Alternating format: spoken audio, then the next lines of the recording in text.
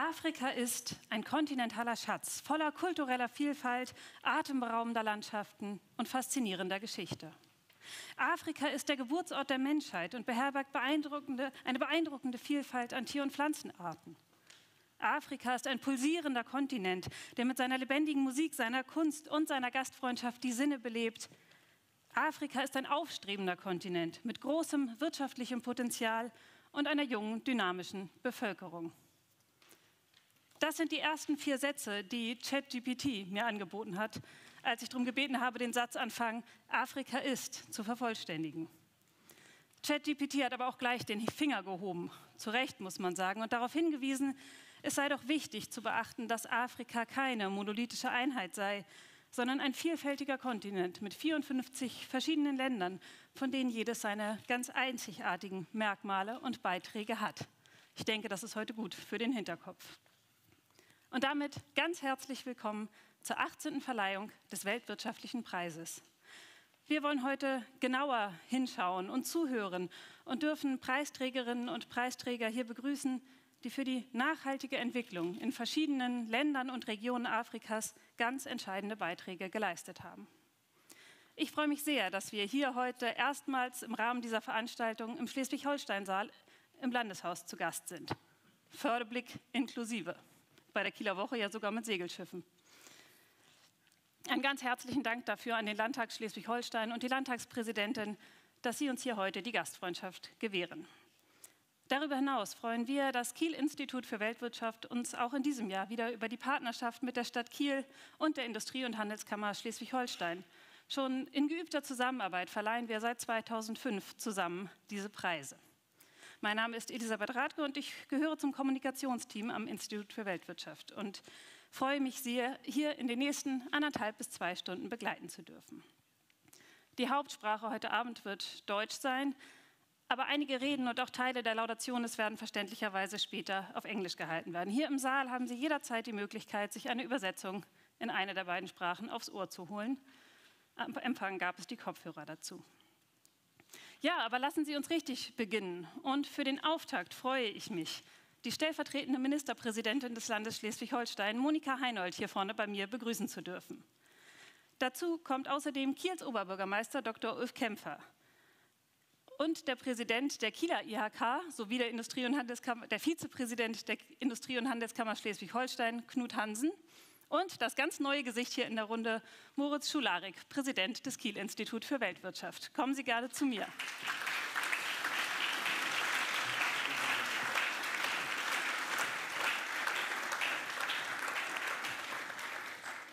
Ja, Frau Heinold, lassen Sie uns mit Ihnen beginnen. Wir wollen ja heute über die nachhaltige Entwicklung in Ländern und Regionen Afrikas sprechen und auch vieles dazu hören. Sie sind hier als stellvertretende Ministerpräsidentin. Und wenn man zuletzt die Zeitung gelesen hat, kann man sich vorstellen, Sie mussten Herrn Günther zuletzt häufiger vertreten. Er war auf großer Delegationsreise in den USA, Boston, San Francisco, KI und autonomes Fahren. Ich habe mich gefragt, wann war denn das letzte Mal eine Landesdelegation in einem der Länder Afrikas? Ja, das war tatsächlich vor der Pandemie, so rechnen wir jetzt ja immer. Und 2019, da hatte er die Bundesratspräsidentschaft inne und war in der Funktion mit einer 10-köpfigen Wirtschaftsdelegation auf Reisen, Namibia und Angola. Und das Spannende ist, dass es eben genau die Themen waren, die uns heute auch bewegen und über die wir vielleicht heute Abend auch noch sprechen. Es ist die Energiewende, und der Klimaschutz natürlich, es ist die Gesundheitsbranche, es ist die nachhaltige Entwicklung der Landwirtschaft, der ländlichen Räume. Da gibt es tatsächlich viele Ansatzpunkte, über die es sich lohnt, beidseitig, partnerschaftlich miteinander zu sprechen. Wie ist es denn? Wir sind jetzt ja nur eines von 16 Bundesländern. Inwiefern kann man denn über die Landespolitik eigentlich beispielsweise zu einer Afrika-Strategie beitragen, wie sie das Bundesministerium für wirtschaftliche Zusammenarbeit und Entwicklung ja Anfang des Jahres vorgestellt hat? Ja, eigentlich ist ja die Pflege der ausländischen Beziehungen natürlich nicht in unserem föderalen System, nicht im kleinen Schleswig-Holstein angelegt, sondern unsere Bundesregierung nimmt das wahr. Und die Strategie, die die Bundesregierung gemacht hat, legt ja den Fokus auf dieses sehr junge Afrika, wenn man jung so versteht, dass die Hälfte der Bevölkerung Bevölkerung unter 20 ist, also ein junges Land.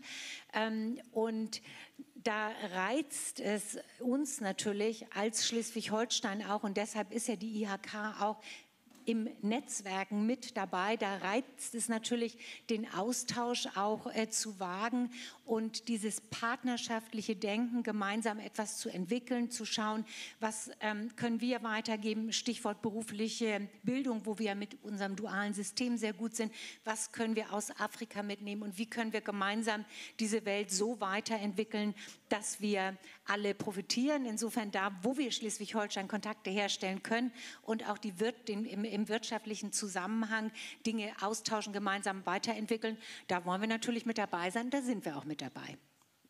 Ganz herzlichen Dank, Frau Heinold. Herr Kämpfer, in der Vorbereitung auf den heutigen Tag habe ich festgestellt, die Stadt Kiel unterhält schon sehr lange sehr gute Beziehungen, insbesondere nach Tansania zum Moshi District. Vor fast genau 10 Jahren wurde die offizielle Partnerschaft unterzeichnet. Aber auch schon vorher gab es vor allen Dingen im Gesundheitsbereich, Stichwort Ärzte für Afrika, und auch im Rahmen von Klimaschutzprojekten eine sehr enge Kooperation. Diese Kooperation lebt von gegenseitigen Besuchen und auch das Voneinanderlernen wird sehr betont. Was haben Sie denn gelernt aus der Kooperation in den letzten 10 Jahren? Auch Sie sind schon fast 10 Jahre Oberbürgermeister hier in Kiel. Ja, also ich hatte selber noch nicht die Möglichkeit, dort vor Ort zu sein, aber das ist eine sehr, sehr besondere Partnerschaft. Das fängt schon damit an, dass wir normalerweise mit Städten Partnerschaften haben. Moshi Rural ist ein Landbezirk und hat deswegen nochmal ganz andere Herausforderungen. Und jetzt gerade zur Kieler Woche ist wieder eine Delegation aus Moshi Rural hier gewesen. Und ich glaube, die Kunst, sage ich mal, des Improvisierens oder auch in schwierigen Bedingungen mit Tatkraft und Weltbejahung, während wir hier manchmal ja doch sehr schnell eher nur die Probleme sehen und uns manchmal auch runterziehen in Deutschland, haben wir dort, sage ich mal, einen Optimismus und eine Schaffenskraft, die wirklich unglaublich beeindruckend ist. Wir haben tolle Kooperationsprojekte, Ausbau einer Krankenstation, oder wir haben jetzt zum Beispiel eine Mitarbeiterin des Grünflächenamtes, die schon jetzt dauerhaft, also nicht für immer, aber jedenfalls abgeordnet ist und dort jetzt vor Ort Projekte macht. Also das ist eine unserer turbulentesten Partnerschaften, muss man wirklich sagen. Und wir lernen beide unglaublich viel dazu und es ist sehr, sehr fruchtbar für beide Seiten. Und wenn ich das noch ergänzen darf, weil wir jetzt die Kieler Woche hatten und unser Ehrengast in der diesjährigen Kieler Woche war ja der Premierminister von Kap Verde. Dort hat ja das GEOMA eine Außenstelle, das GEOMA-Institut, Helmholtz-Institut. Und jetzt haben wir sozusagen auf der anderen Seite von Afrika auch noch einen Spot. Der Premierminister war mal Bürgermeister der Hauptstadt von Kap Verde, hat vorgeschlagen, wir sollen dort auch eine Städtepartnerschaft machen. Mal sehen, das werden wir besprechen. Ich glaube wirklich, dass Afrika möglicherweise ja zusammen mit Asien die beiden Kontinente sind, die dieses Jahrhundert prägen werden. Und das wäre toll, wenn, ja, ich glaube, die blinden Flecken, die wir, für Kiel kann ich das sagen, in Afrika haben, wenn ich das vergleiche, wie intensiv unsere Beziehungen zu anderen Erdteilen sind, dann haben wir da auch ein bisschen was nachzuholen. Und das wollen wir tun. Das klingt sehr gut. Sie haben es gerade, es klang bei Ihnen schon ein bisschen an, das, was ja auch häufig im Radio, in der Zeitung im Moment das Buzzword ist, wenn wir über Afrika und den afrikanischen Markt sprechen, der Zukunftsmarkt. Haben sich die Themen dann auch verändert? Merkt man auch da diese Aufbruchsstimmung, jetzt auch im Rahmen der Partnerschaft? Oder? Nein. Also, das ist, also Tansania ist wirklich eines der ärmsten Länder auch Afrikas. Das ist also noch jetzt keine Boomtown. Das ist, bei Kap Verde ist das schon eher anders. Also da spielt mittlerweile Tourismus eine sehr große Rolle, auch aus Deutschland. Das Ocean Race war jetzt gerade dort. Die UNO hat dort eine große Konferenz gemacht und so weiter. Also es ist das, was Sie am Anfang sagten, es gibt nicht Afrika. Ne? Es gibt ganz unterschiedliche Länder. Es gibt diese großen Länder wie Nigeria, die längst aus meiner Sicht Teil der G20 hätten sein müssen. Da ist ja wirklich mit Afrika nur mit, also was heißt nur mit Südafrika vertreten. Das reicht nicht aus. Also insofern haben wir, glaube ich, viele Felder, wo wir sagen müssen, da müssen wir anerkennen, die Rolle, die Afrika heute auch schon spielt. Wir sind sehr gespannt, wie es weitergeht mit der zweiten Kooperation, die sich da anbahnt. Herr Hansen, Sie sind zum zweiten Mal hier in der Runde mit dabei und bei den Industrie- und Handelskammern stehen ja traditionell die Unternehmen und auch die Unternehmenspolitik besonders im Fokus. Auch die IHK Schleswig-Holstein bietet beispielsweise auf ihrer Website aktiv Unterstützung an, wenn Unternehmen hier aus Schleswig-Holstein den Zukunftsmarkt Afrika in den Blick nehmen möchten. Gibt es denn Unternehmen oder viele Unternehmen, die dort aktiv sind? Ja, das gibt es. Lassen Sie mich aber eben erstmal die Gelegenheit nutzen, auch als einer der Gastgeber alle ganz herzlich hier zu begrüßen in Kiel und auch den Preisträgern schon jetzt vorab einmal zu gratulieren. Um auf Ihre Frage zu kommen, vielen Dank. Dann kann ich einen kleinen Werbeblock machen. Was macht die IHK Schleswig-Holstein? Das Netzwerkbüro Afrika hat also diese Netzwerktreffen Unternehmen ins Leben gerufen, initiiert. Was machen wir dort? Ganz viele informative Veranstaltungen für Unternehmen hier in Schleswig-Holstein. Wir organisieren Unternehmerreisen nach Afrika. Zum Beispiel an die Elfenbeinküste geht es im Februar 2024. Was wir auch machen, ist auf der anderen Seite Delegationen, die aus Afrika nach Schleswig-Holstein kommen, hier zu begleiten. Es geht ja immer um Kommunikation, das heißt das Zusammenbringen der Menschen aus Afrika mit den Unternehmerinnen und Unternehmern hier in Deutschland. Und da haben wir viel vor. Was wir auch tun, wir beraten die Landesregierung bei der Strategie Afrika und unsere Kernkompetenz ist natürlich die Beratung von Unternehmerinnen und Unternehmern, die in Afrika aktiv werden wollen. Das sind so rund 150 Unternehmen in Schleswig-Holstein, die Afrika-Geschäft machen. Das ist manchmal ganz punktuell, manchmal bis zu 50% des Umsatzes. Das ist so in der Außenhandelsstatistik gar nicht so wirklich wahrnehmbar. Aber das hat natürlich auch damit zu tun, dass es häufig Vorlieferindustrie ist oder eben Dienstleister, die als Subunternehmer aktiv werden. Was hören wir? Wir hören von vielen Unternehmen, weil Sie gerade sagten Zukunftsmarkt, wir hören von vielen Unternehmen, dass sie aktiver werden wollen in Afrika, diesen Zukunftsmarkt also entdeckt haben für sich. Und da haben wir noch Nachholbedarf, genau wie Ulf Kämpfer das eben sagte. Und da freuen wir uns drauf, die Unternehmen in Schleswig-Holstein zu begleiten. Aber Sie merken den Zukunftsmarkt schon, Sie merken schon das verstärkte Interesse. Ja, wie gesagt, sichtbar ist das noch nicht. Wir reden von ungefähr 2% des Außenhandelsvolumens in Schleswig-Holstein. Aber ja, wir merken den Zukunftsmarkt sehr deutlich, wie gesagt, weil Unternehmen aktiver werden wollen. Was wir vor allen Dingen auch feststellen, wenn wir an den Zukunftsmarkt denken, es ist einmal das Thema Lieferketten, das heißt das Thema Nearshoring, sprich die Lieferketten näher an Deutschland ranzuholen, das ist der eine Punkt. Und wenn wir an den Zukunftsmarkt denken, dann ist natürlich das Thema globale Klimaerwärmung, das ist das eine Thema und das andere Thema ist Fachkräfte. Ich fange mal mit den Fachkräften an. Es gibt extrem viele sehr gut ausgebildete junge Menschen in Afrika, die entweder hier studieren oder im Heimatland studiert haben. Viele davon gehen auch wieder zurück, wenn sie hier studiert haben, weil sie ihrem Land auch etwas zurückgeben wollen. Und wenn wir auf das Thema globale Klimakrise schauen, dann stellen wir natürlich fest, dass es die schlechte Botschaft Afrika wirklich überdurchschnittlich hart trifft, was Dürren angeht, aber auch was Überschwemmungen angeht durch Meeresspiegel, die sich erhöhen. Auf der anderen Seite sehen wir aber auch, dass natürlich Afrika von seiner geografischen Lage und von seinem Klima geeignet ist, nicht nur sich selbst, sondern große Teile der Welt mit grüner Energie zu versorgen. Wobei wir dabei aber worauf wir achten müssen, ist zum einen, wir brauchen natürlich dann in Afrika stabile politische Verhältnisse. Das ist etwas, was wir nur bedingt beeinflussen können. Was wir aber auch brauchen, sind Investitionen. Und bei den Investitionen, da müssen wir ein bisschen hinschauen, dass wir unsere Standards in Deutschland nicht als Standard in Afrika ansetzen. Da müssen wir partnerschaftlich miteinander umgehen. Ja, ganz herzlichen Dank, Herr Hansen. Moritz, du bist der Neue hier in der Runde. So oft haben wir uns auch noch gar nicht gesehen. Vor 2,5 Wochen hast du gerade mal das Präsidentenamt übernommen. Als Wissenschaftler, der ja in seiner gesamten Forschung sehr international, sehr global ausgerichtet ist und jetzt bei uns natürlich auch an einem Institut ist, das sich die globale Perspektive auf die Fahnen schreibt, hast du hier sozusagen in zweierlei Sicht ein bisschen den Blick auf das große Ganze.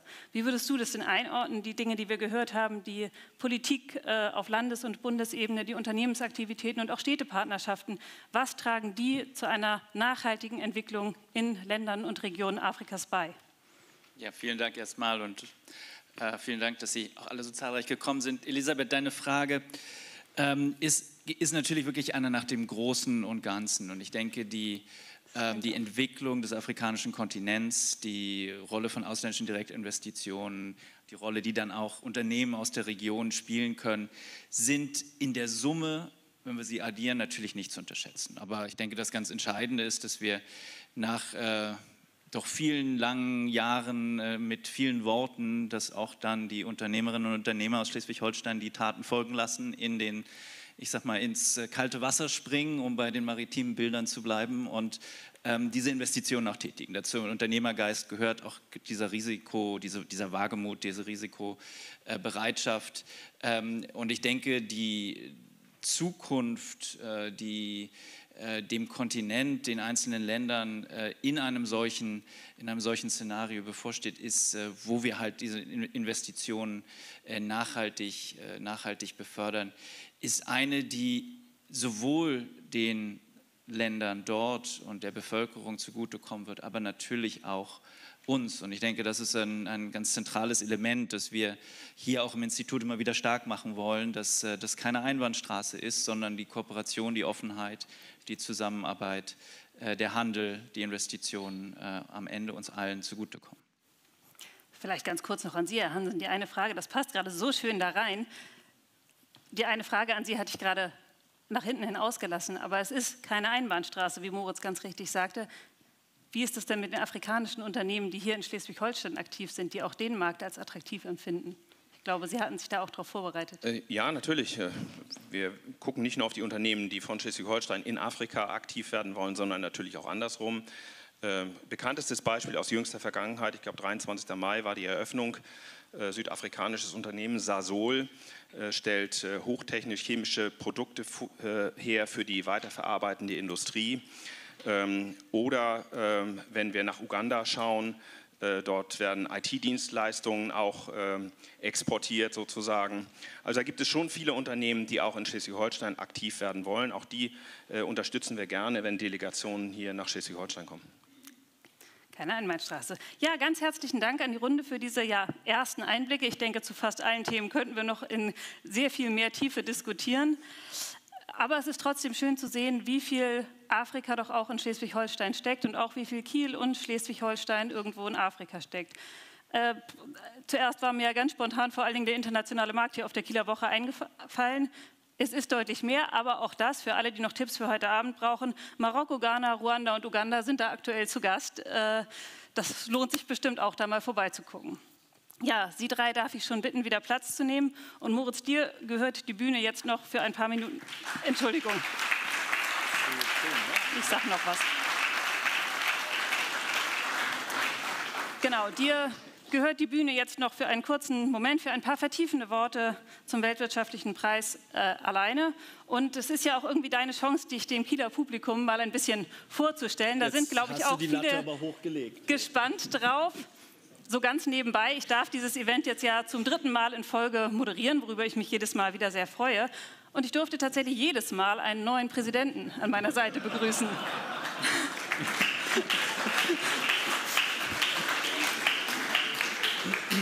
Grüße an Gabriel und Stefan an dieser Stelle. Aber ich glaube, es ist trotzdem im Sinne vieler, wenn wir mit dieser Tradition im nächsten Jahr brechen. Das bleibt, ja, da wollen wir es hoffen. Vielen Dank, Elisabeth. Sehr geehrte Frau Landtagspräsidentin Herbst, sehr geehrte Frau Ministerin Heinold, sehr geehrter Herr Minister Schröter. Das ist eine lange Liste, es geht weiter. Sehr geehrte Frau Stadtpräsidentin Aust, ich mache das zum Anfang auch wirklich ganz korrekt, dass wir einen schönen Einstand haben. Sehr geehrter Herr Oberbürgermeister Dr. Kämpfer, sehr geehrter Herr Hansen, wo ist er? Da ist er. And of course, in English, very warm welcome, bienvenue to our guests. As we have Frau Mrs. Dr. Okonjo-Iweala, Dr. Gabre-Madhin, and obviously Leonard Wantchekon, Professor Leonard Wantchekon from Princeton. And of course, dear guests, as I've been told and as I know and as I appreciate, the right way to start this is Moin. Schön, dass Sie alle da sind. Ich freue mich sehr, Ihnen einen kleinen Einblick, Ausblick, Gedanken mit auf den Weg zu geben, nicht nur zu dem Weltwirtschaftlichen Preis, sondern auch zu dem, was wir in der nächsten Zeit hier vorhaben. Und dieser Weltwirtschaftliche Preis ist ein ganz herausragender Teil dessen, was wir machen, auch ein ganz wichtiger Teil von unserem Selbstverständnis als Forschungsinstitut für Weltwirtschaft. Gegründet, Sie wissen das vielleicht, wurde das Kieler Institut 1914 als Königliches Institut für Seeverkehr und Weltwirtschaft. 1914 war ein ominöses Jahr, der Erste Weltkrieg brach aus und es war gleichzeitig das Ende der ersten Globalisierung. Wenn Sie so wollen, ist das IFW, das Kieler Institut, selbst das Kind einer kriselnden Globalisierung. Schon 1914 hatte letztlich die Idee einer offenen, frei handelnden Weltwirtschaft. Das Wort Weltwirtschaft wurde übrigens zu der Zeit erst erfunden, keine Konjunktur mehr. Die Welt war schon in rivalisierende geopolitische Blöcke zerfallen und es dauerte nicht mehr lange, dann brach im Sommer 1914 der Erste Weltkrieg aus. Ein berühmter britischer Beobachter, Norman Angell, hatte 4 Jahre vor, im Jahr 1910, ein Buch geschrieben, das hieß The Great Illusion, die große Illusion, in dem er die These vertrat, dass ein Krieg, insbesondere zwischen Deutschland und England, unmöglich geworden sei, weil die Länder ökonomisch so eng miteinander verflochten waren. Da hat er sich getäuscht.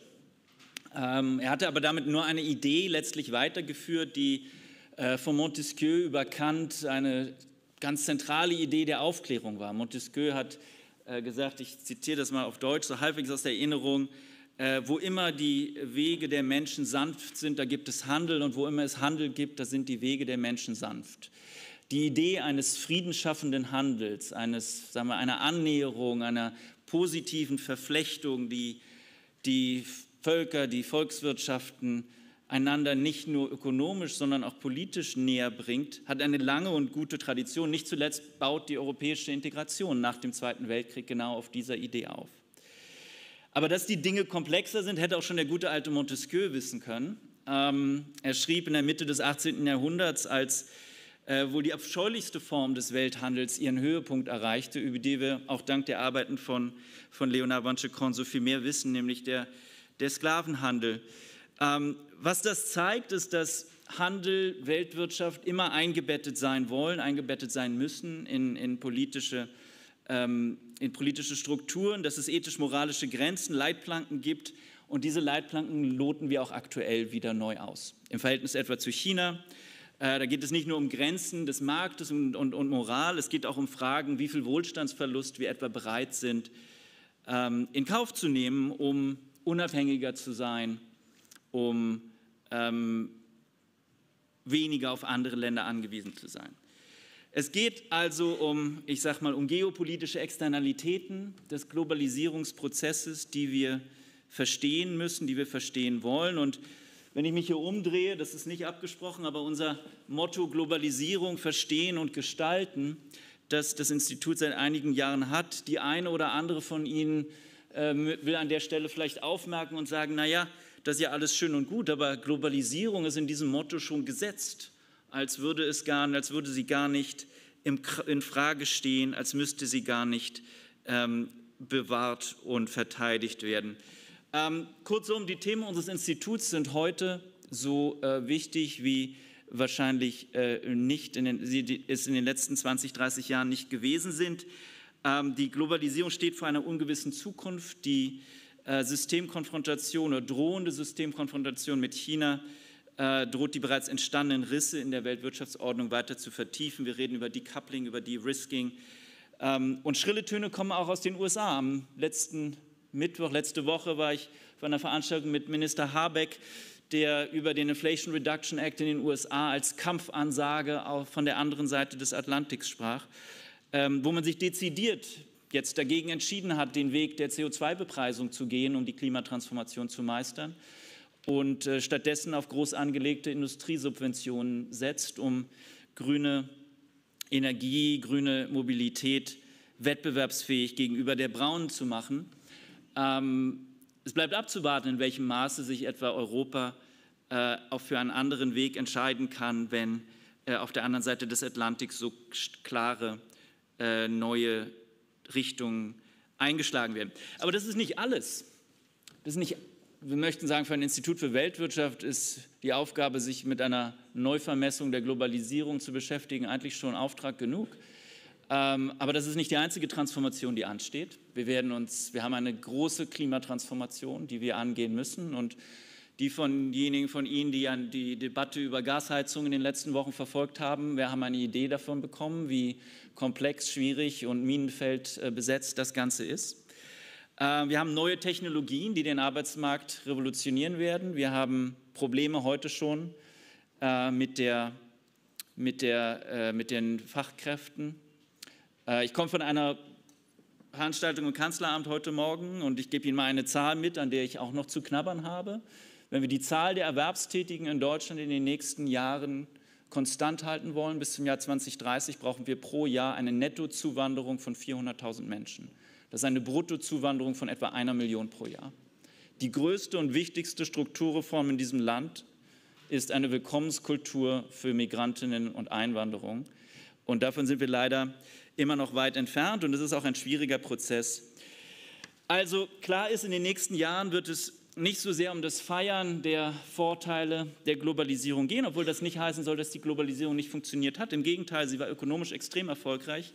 Sie hat, man möchte sagen, wie versprochen, viele, gerade die Ärmsten der Welt aus der Armut geholfen. Sie hat Wohlstand geschaffen, aber sie ist, und das ist, glaube ich, Konsens inzwischen, der ökonomische Erfolg der Globalisierung steht in keinem guten Verhältnis zu ihren politischen Konsequenzen. Was meine ich damit? Die Welt ist nicht sicherer geworden. Kriege gibt es auch wieder in Europa. Wandel durch Handel ist dort gescheitert. Aber es gibt Bedrohungen, Konfrontationen auch in anderen Teilen der Welt. Und vor allem sind die Demokratien, unsere westlichen Demokratien nach 20, 30 Jahren Globalisierung, alles andere als in guter Verfassung. Wir sind vielleicht in Deutschland dann noch die Ausnahme. Und das zu einem Zeitpunkt, wo uns die größten Transformationen noch bevorstehen. Ich habe von Klima, den Technologien gesprochen. Auch das werden wir in den Blick nehmen müssen am Kieler Institut. Denn für Deutschland und für Europa ist die erfolgreiche Gestaltung dieses Prozesses, das geht, glaube ich, ohne viele Worte, von überragender Bedeutung. Ein entscheidender Teil unseres Wohlstands hängt an einer offenen Weltwirtschaft.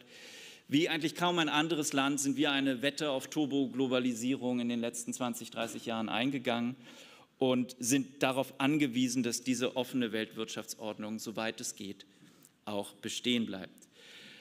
Für uns als Institut für Wirtschaft ist diese Krise natürlich eine Riesenchance, denn wir haben wie keine andere Einrichtung in Deutschland, keine andere Forschungsinstitution die dezidierte Aufgabe, uns mit diesen Themen, diesen Fragestellungen zu beschäftigen. Wir haben auch die Aufgabe, diese neuen Konfigurationen der Weltwirtschaft wissenschaftlich mit forschungsbasierter Politikberatung zu begleiten. Und dafür müssen wir uns inhaltlich, strukturell und auch personell weiterentwickeln. Das ist, glaube ich, ganz klar.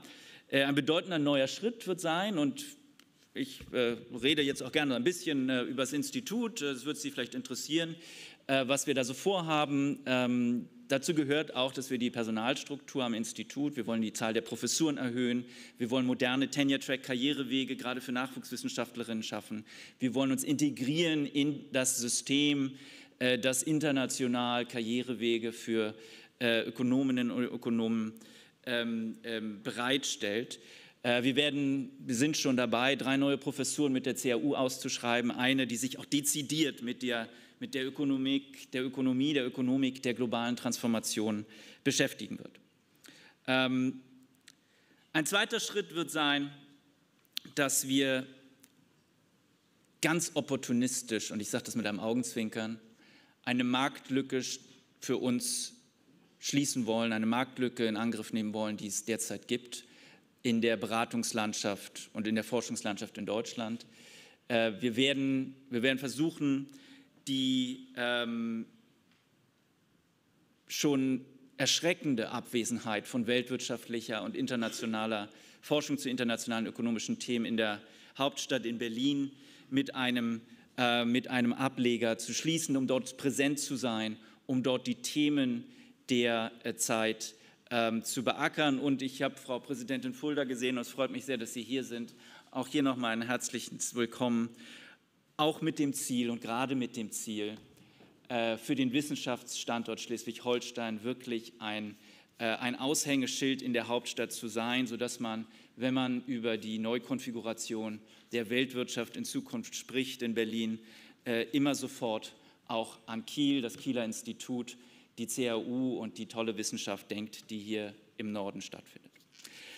Ich will zum Schluss kommen. Es gibt eine dritte Sache und das ist die ganz nahe liegt an einem Tag wie heute, mit einem Ereignis wie heute, wo wir die weltwirtschaftlichen Preise, sollte ich ja sagen, verleihen, nämlich wir müssen international vernetzter sein. Es ist ein bisschen eine Binsenweisheit, wenn ich sage, dass wir diese globalen Probleme nur auch global lösen können. Dafür müssen wir kooperieren. Wir müssen auch, ich denke mal, dieses Scheitern der ersten Globalisierung, das in unser Gründungsjahr fällt, als Auftrag nehmen und ein internationales Netzwerk entwickeln, um mit den Kolleginnen und Kollegen in Forschungsinstituten in afrikanischen Ländern, in Indien, auch in China, in Indonesien, Brasilien, Mexiko, wo auch immer, einen engeren Austausch zu pflegen, als wir das bisher hatten, um nach außen nach außen hin sozusagen das deutsche Aushängeschild für weltwirtschaftliche Forschung zu sein und dass es klar ist, dass wir der erste Ansprechpartner sind, wenn es um diese Fragen geht, aber auch um die Diskurse, die Gedanken, die Forschung, die da draußen passiert,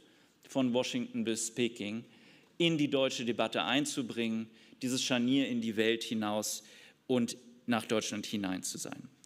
Lassen Sie mich schließen mit einem Wort dazu, dass natürlich ein Aspekt in all dem nicht fehlen darf, und das ist Europa. Europa ist als Resilienzraum, als Ordnungsraum, als Rückhalt für die deutsche Wirtschaft und deutsche geoökonomischen und geopolitischen Pläne und Strategien in der Zukunft unabdingbar. Es ist ein Raum, den wir aktiv auch gestalten müssen, wo wir auch bereit sein müssen, Risiken einzugehen, weil wir ohne diesen Resilienzraum, ohne diesen gemeinsamen Wirtschaftsraum, etwa bei Fragen der Energiewende, bei der Klimatransformation nicht weit kommen werden. Es gibt einen alten Witz über Ökonomen, der wird oft erzählt, vor allem über Ökonomen, die aus Chicago kommen und sehr marktgläubig sind. Der geht ungefähr so, also wie viele Ökonominnen kann man auch noch hinzufügen, braucht man, um eine Glühbirne zu wechseln? Und es gibt zwei unterschiedliche Antworten. Die eine ist gar keine, denn wenn man sie wechseln müsste, hätte der Markt das schon getan. Die andere Antwort ist, dass man keinen Ökonomen braucht, um eine Glühbirne zu wechseln, weil es ja die unsichtbare Hand gibt, die das automatisch macht. Ich schließe mit diesem Bonmot aus dem einzigen Grund, dass meine feste Überzeugung ist, dass wir in den nächsten Jahren wesentlich mehr als eine unsichtbare Hand brauchen werden, nämlich eine sehr sichtbare Hand, und wir wollen da eine große Rolle spielen, um so viel Offenheit in der Weltwirtschaft zu bewahren, wie das unter den gegenwärtigen Umständen möglich ist. Und ich glaube, diesen Auftrag, Globalisierung zu verstehen, zu gestalten und zu bewahren und in die Zukunft zu überführen, den wollen wir in Zukunft sehr ernst nehmen und sind dafür auch dank der großen Unterstützung des Landes, ich sehe Sie hier, gut gerüstet und nehmen diese Aufgabe gerne an. Und jetzt kommt der spannende Teil. Ich danke Ihnen für die Aufmerksamkeit. Jetzt werden wir Preise verleihen. Dankeschön.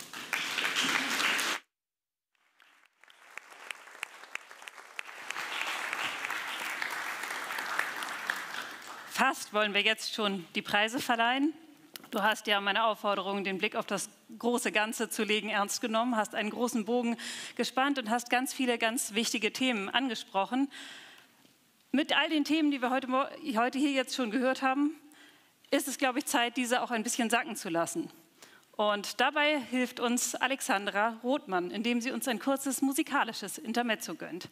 Alexandra ist Sängerin hier aus Kiel. Schon in ihrer Schulzeit wurde sie mehrfach beim Wettbewerb Jugend musiziert ausgezeichnet. Seit 3 Jahren singt sie inzwischen mit den Swinging Feet Warmers und hat uns auch aus dieser Musikrichtung heute etwas mitgebracht.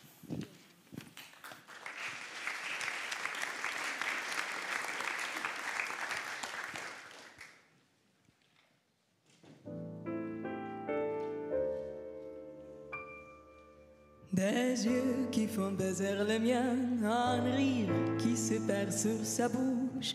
Voilà le portrait sans retouche de l'homme auquel j'appartiens.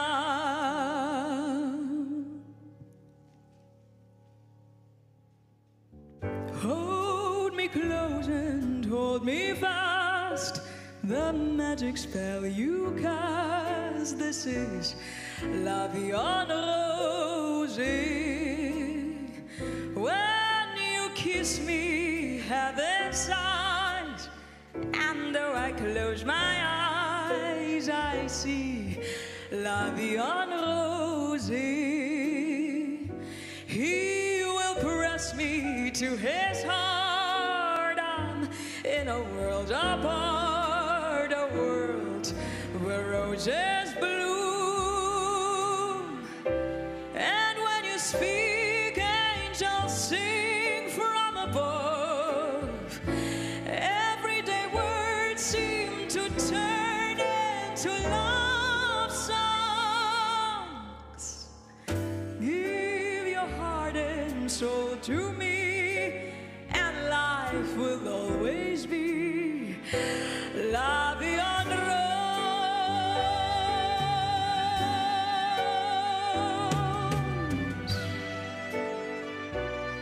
Isn't it a beautiful day today? We look outside and there's right to see. And even though it's a little bit stuffy in here, I still see so many smiles on your faces. And I think life is really La Vie en Rose.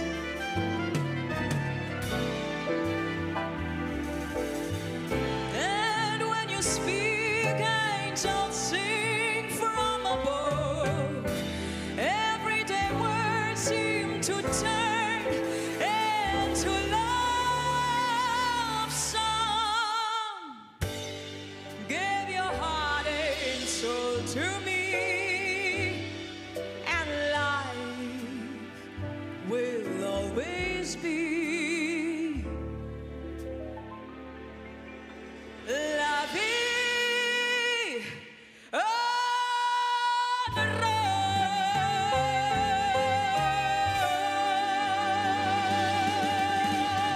Rose.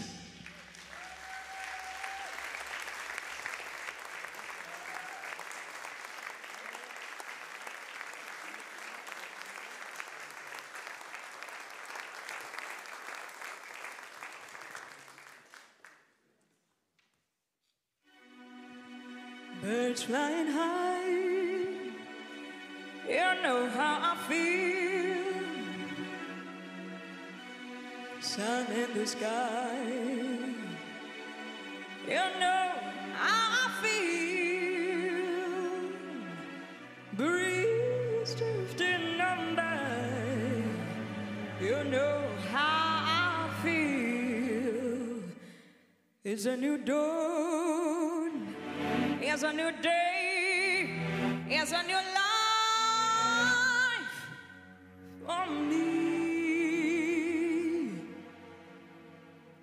and I'm feeling good.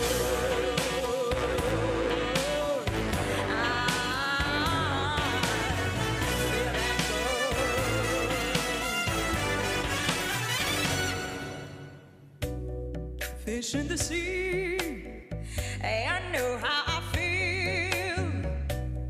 River running free, you know how I feel.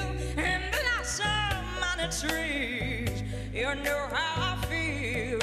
It's a new dawn, it's a new day, it's a new life for me, and I'm feeling good.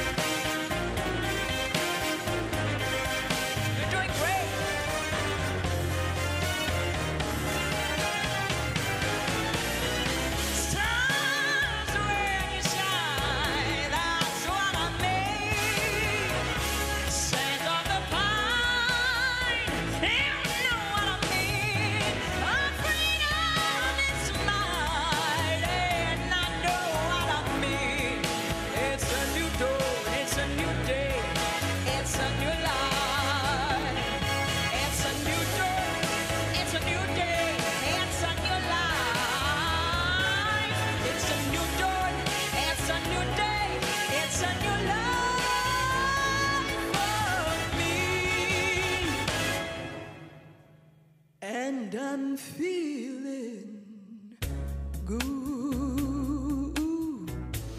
I'm feeling good. I'm feeling so good. Now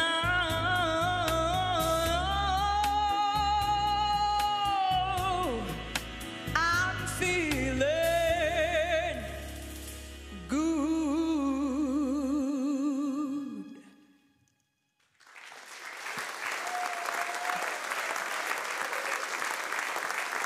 Thank you.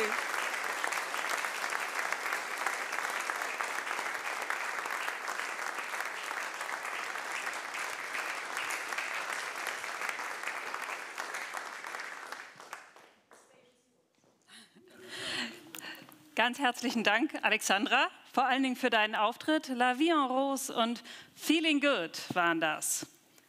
Mit Feeling Good gibst du uns, glaube ich, jetzt wirklich das richtige Stichwort für den Höhepunkt der heutigen Veranstaltung. Die eigentliche Verleihung der Weltwirtschaftlichen Preise 2023 in den 3 Kategorien Wissenschaft, Politik und Wirtschaft. Moritz, das ist dein Stichwort. Dafür darf ich dich jetzt wieder nach vorne bitten für deine allererste Laudatio im Rahmen dieser Veranstaltung. Und diese darfst du halten für Professor Leonard Wantchekon. Er lehrt in Princeton und ist Gründer der African School of Economics. Moritz, the stage is yours, not mine. Thank you, Elizabeth. It's a lot of firsts today, and this is my first laudatio for Leonard Wantchekon. Leonard, we're so happy that you're here. It's a great honor. It's a great pleasure. This year's topic of our event is the emergence of Africa, Africa on the move, and your very personal career started on the move. And I'm apologizing already. I'm going to switch to German in just about a minute. Okay.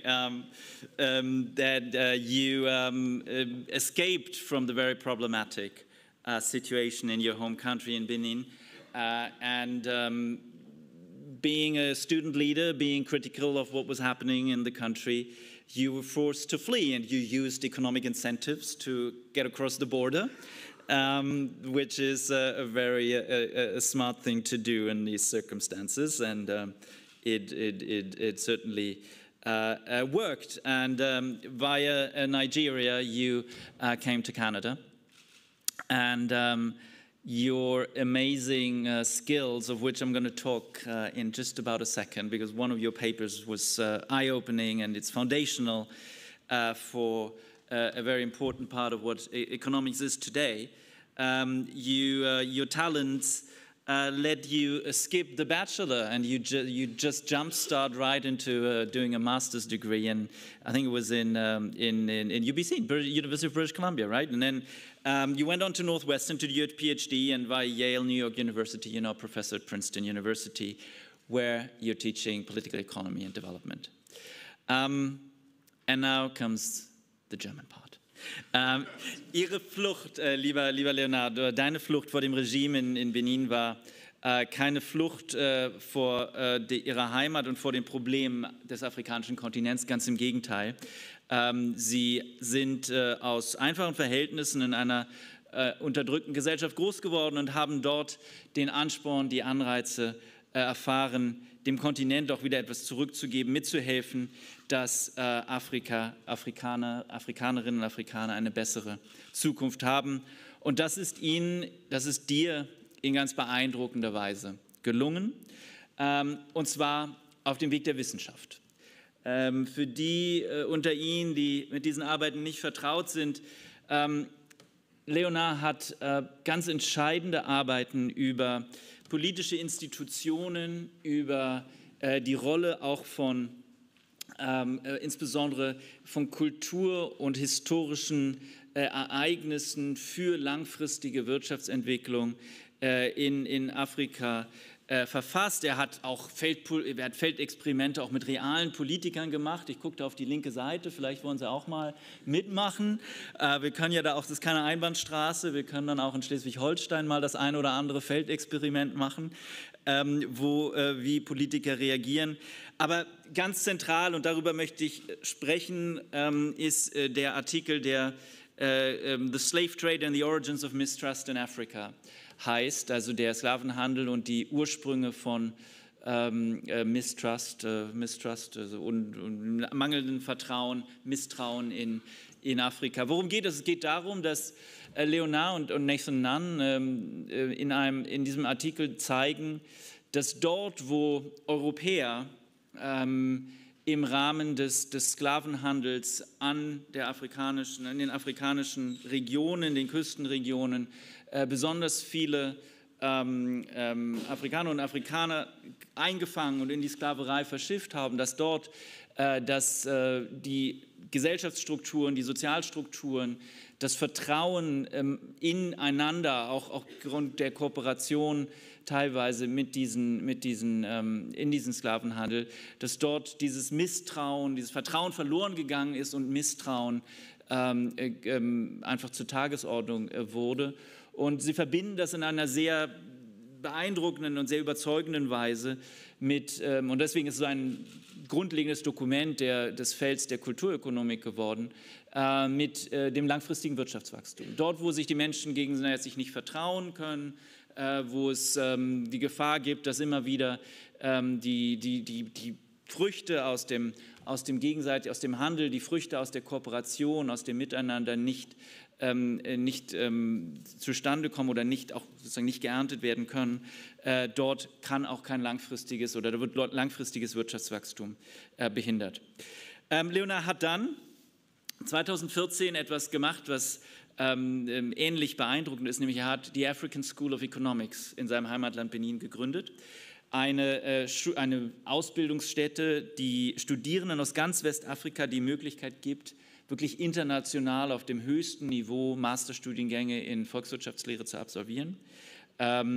Jungen Forscherinnen und Forschern wird eine strenge methodische Ausbildung vermittelt, genau das, was wir hier auch wollen. Und denen wird die Möglichkeit gegeben, diese theoretischen Erkenntnisse dann auch anzuwenden. Wir haben mit Setu Mitiki, ich weiß nicht, nein, vielleicht nicht, da auch in der Abteilung von Rainer Thiele eine ehemaligen Absolventen. Leonard, du bist ein herausragender Politökonom, ein Wirtschaftshistoriker, ein Entwicklungsökonom und hast dich gleichzeitig als wirklich durchsetzungsstarker und visionärer wissenschaftlicher Unternehmer erwiesen. Du hast etwas auf die Beine gestellt, das beeindruckend ist und das auch für uns in den nächsten Jahren diese wissenschaftliche Tatkraft und dieser Unternehmergeist für unser Institut wirklich ein Ansporn auch sein soll. Das Curriculum deiner Schule spiegelt einen einzigartigen Blick auf ökonomische Fragestellungen, gibt eine rigorose Ausbildung und lehrt afrikanische Vergangenheit und Gegenwart in einer einzigartigen Weise. Wir sind sehr dankbar, dear Leonard, that you came here and we're very honored and it's a great pleasure and honor to award you the World Economic Prize 2023 in the category of Academia of Science. Leonard Wantchekon, please come.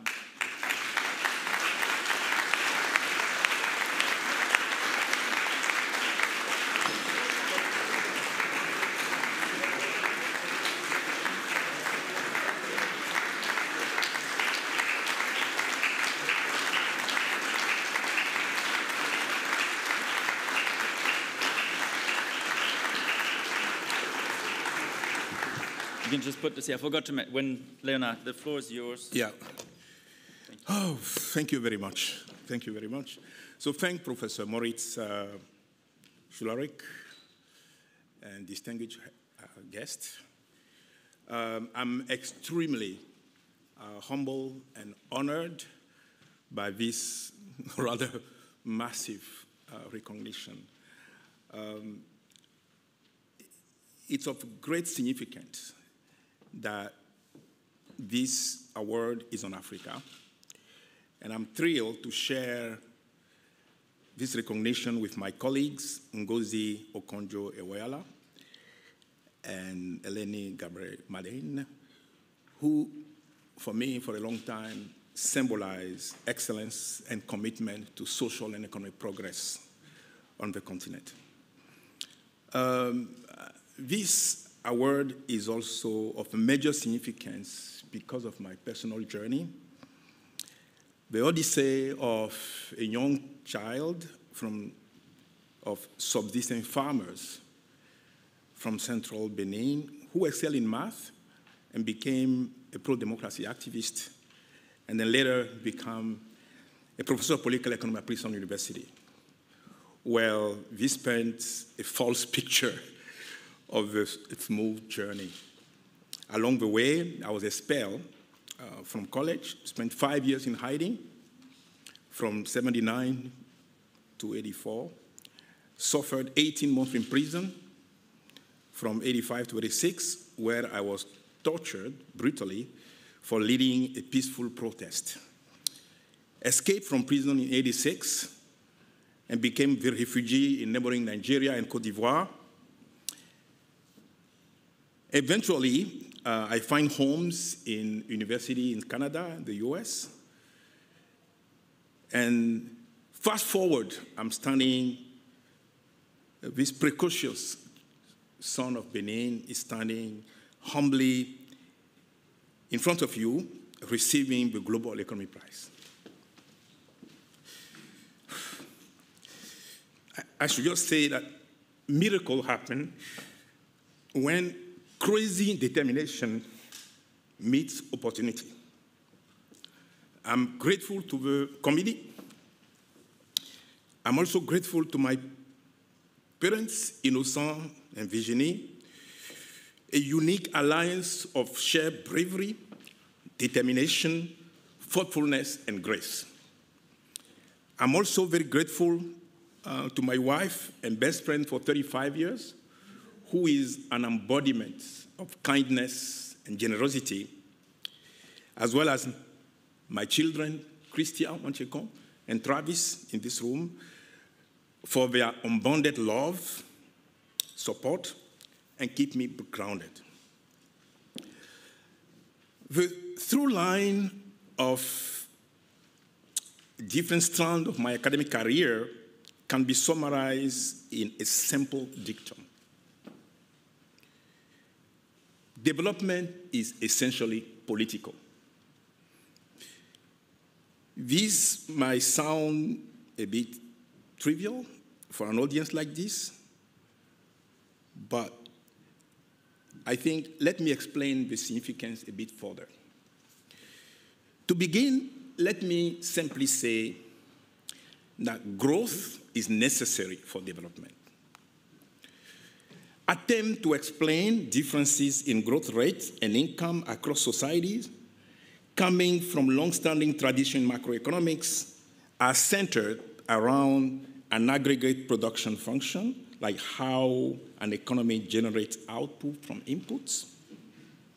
And these neoclassical models relate the output economy to aggregate amount of labor, human and physical capital, as well as a measure of the economy's technology and residual term that still need to be figured out. If we were to do a development accounting exercise and try to fit the data to a model of this type, we'll come up with a key stylized fact.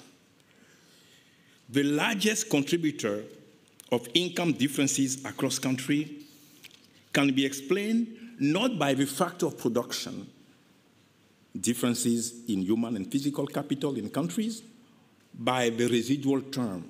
This is what is called total factor productivity. Well, it says something about the state of our knowledge when the make factor driving, explaining the differences across countries is buried in a residual term.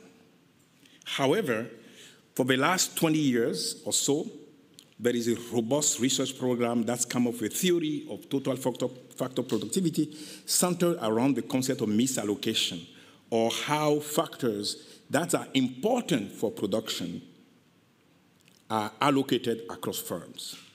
Basically, some firms might have too much capital, some inefficient firm might have too much capital, and more efficient might have less. So, and this might be driven by some frictions, political or social, in the economy.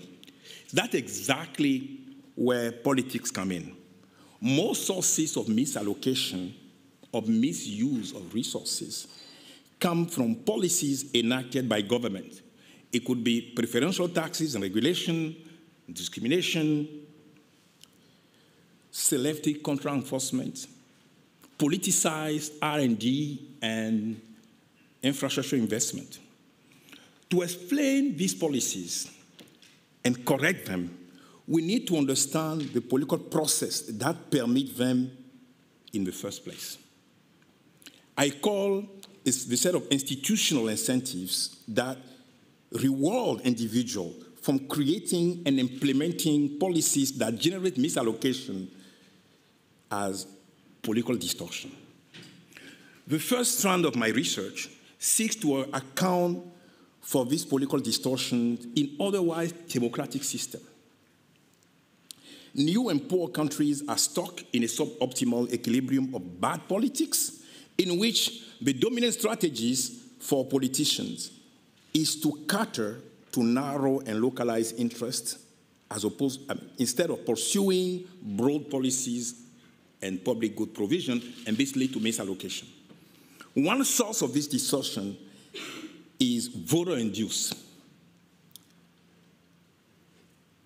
In the very first purely political field experiment in which I partner with political parties in my native Benin, I found that voters not only are easily swayed by clientelism, by appeal to local special interests, but they reject broad pro-development platform.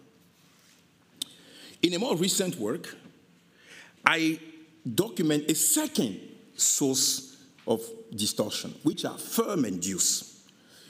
Uncertainty about electoral results caused by heightened political competition for office leads firms to capture tenured state officials, such as bureaucrats, because this is like insurance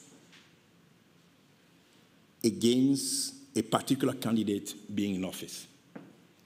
And this makes corruption worse. So in a very counterintuitive way, political competition in a setting where firms are connected to politicians makes corruption worse. Now, documenting sources and effects of political distortion, as I just did, get us closer to an explanation as to why some countries are prosperous than others. Yet, it's only a partial explanation and do not account for the origins of this suboptimal political equilibrium. Moreover, we need to imagine a counterfactual path, a political economic development that a country may have taken, and historical alternative that society could have followed but did not. As a result, a second strand of my research has been to take up this challenge, looking at the origin of political distortion. My very first work coming out of graduate school was trying to explain why sometimes civil war can actually lead to democracy. And in that work, I highlighted the critical importance of United Nations neutral arbitration mechanism in generating democracy. So this was actually a hopeful message that even countries that are plagued by civil war can become democratic, like Mozambique, like Guinea-Bissau and Cape Verde, and so on. So given that Africa was perceived as conflict-ridden, the theory that I developed helped to give hope that democracy can take roots and be consolidated on the continent. In more recent work, I show how colonial history particularly the nature of the independent movements in Africa, can create a culture that may weaken democracy or strengthen autocracies in some context. So I distinguish between two types of independent movement. One that was like rural rebellion, like some Zimbabwe, for instance, or some that were urban protests, like Ghana, for instance, and to some degree Nigeria. And I show that the type of independent movement create culture or political expression that might be either peaceful or violence, and this leads to, to weakening democracy. While the emphasis so far has been on institutional origin and sources of misallocation, we cannot neglect the fact that sometimes other explanations arise from the society itself, not from politics, not from institutions. Through the beliefs, value, preferences, in other words, through culture.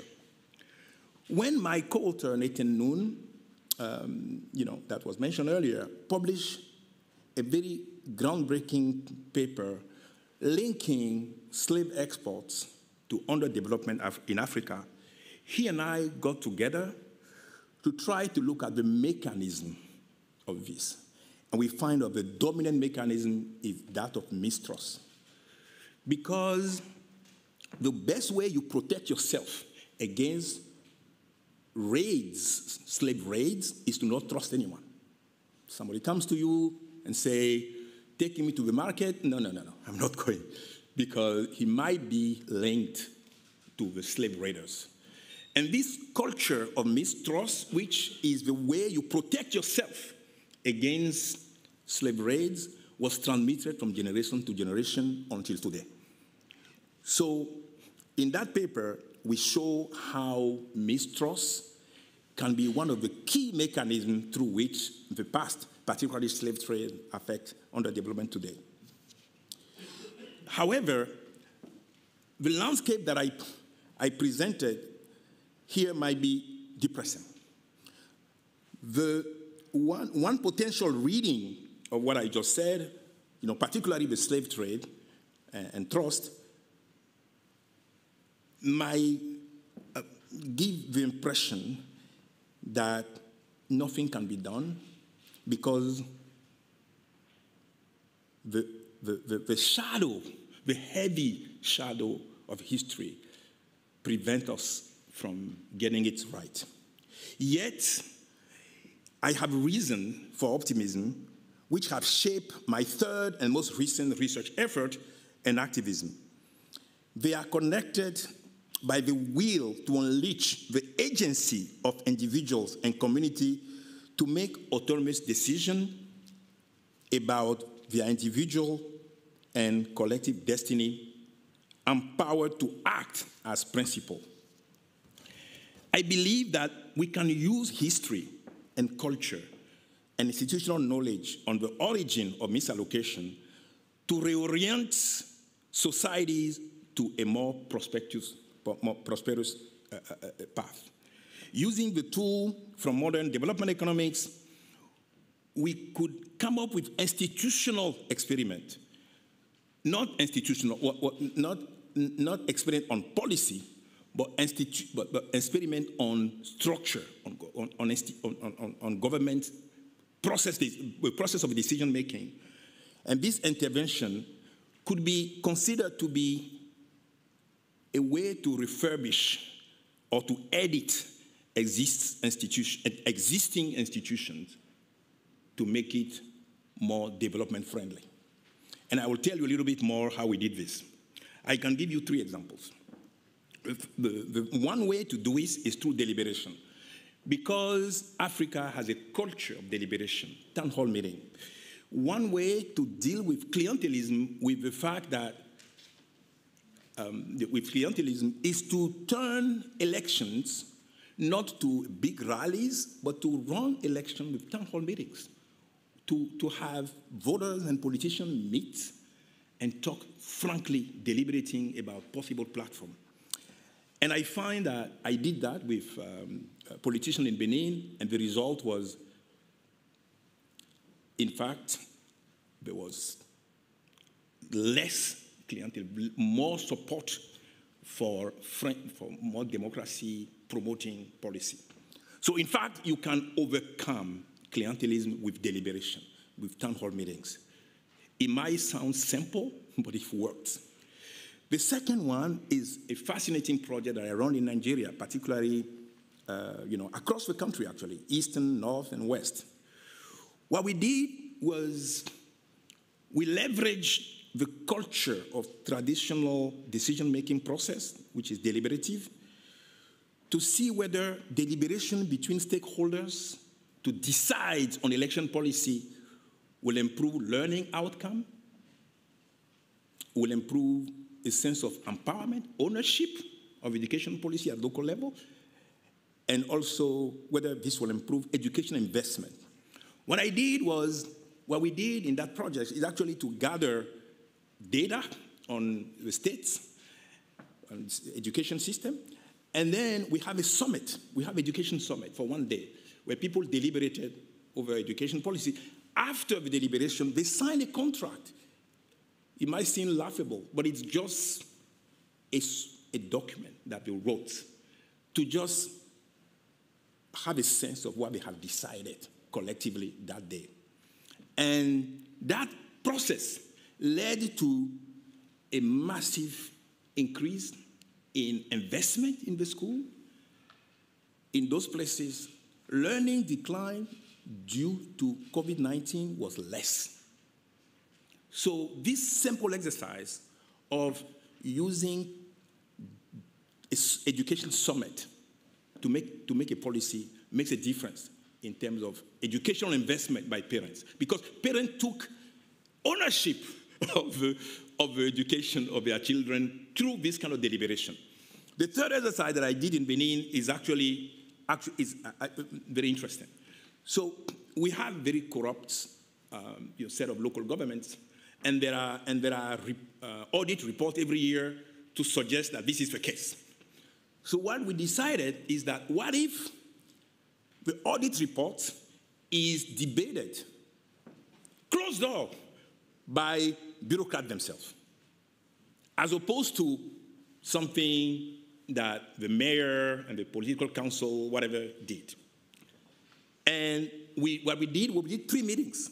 One meeting where we debated the report. Not we, but the local bureaucrat debated the report.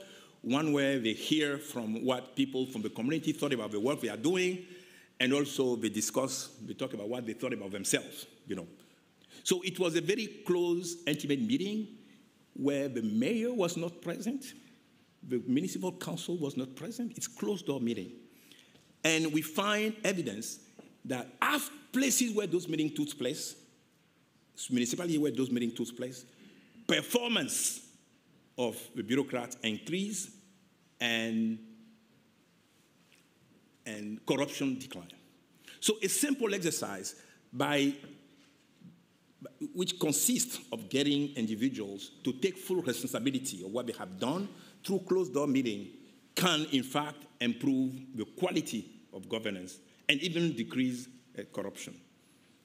So beyond these instances of agency, what I will call collective agency, I have dedicated my research to understanding development of human capital and individual agency, inspired by Amartya Sen's capability approach. In 2 papers, I look at the effect of colonial education on a wide range of outcomes in Nigeria and Benin. And the results indicate that the first cohorts of those who went to primary school in Nigeria and in Benin may not have much higher living standard. They have more occupation diversity. They were more politically active.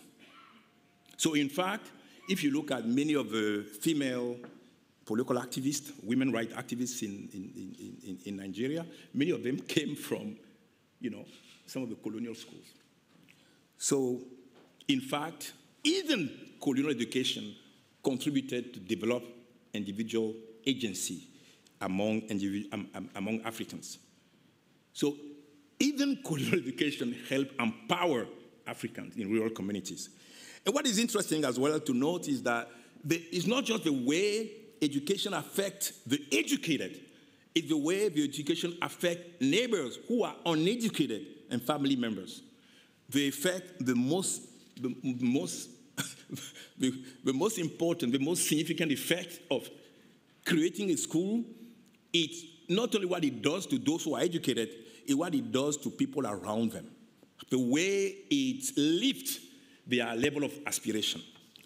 So this is a reminder that unleashing of human capital cannot be left to historical accident. You know, if we are just lucky that one day, you know, a colonial missionary or a colonial authority set up a school in a village, then that's it. You are done. You know, so if they don't set up a school in your village, then okay, good luck. So, but then it's an inspiration to show the value of education, and that inspired me to set up the African School of Economics.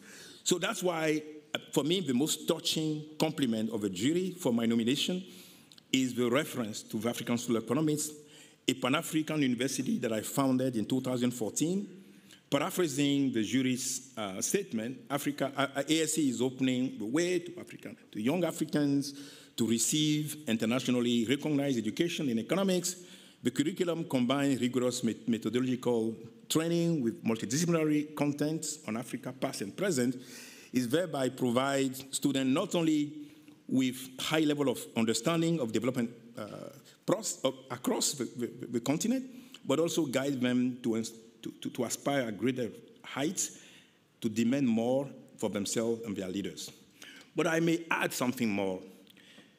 ASC strive to abide by W.B. Du Bois' wise word when he said, the function of an university is not simply to teach breadwinning. It's above all to be the organ that finds adjustment between real life, the life as it is, and the growing knowledge of life that could be. An adjustment which forms the secret of civilization. In short, African School of Economics is a social project that we hope will be at the frontier of development research, as well as scientific and technological innovation on the continent. In pursuing this fine adjustment of what Africa could be, I'm extremely proud to announce tonight that African School of Economics is now expanding geographically to regional campuses in Zanzibar for East Africa, in Nigeria for West Africa, and the Caribbean, so that we can, and we are also expanding programmatically with School of Arts and Sciences, Business, Public Administration, and Engineering.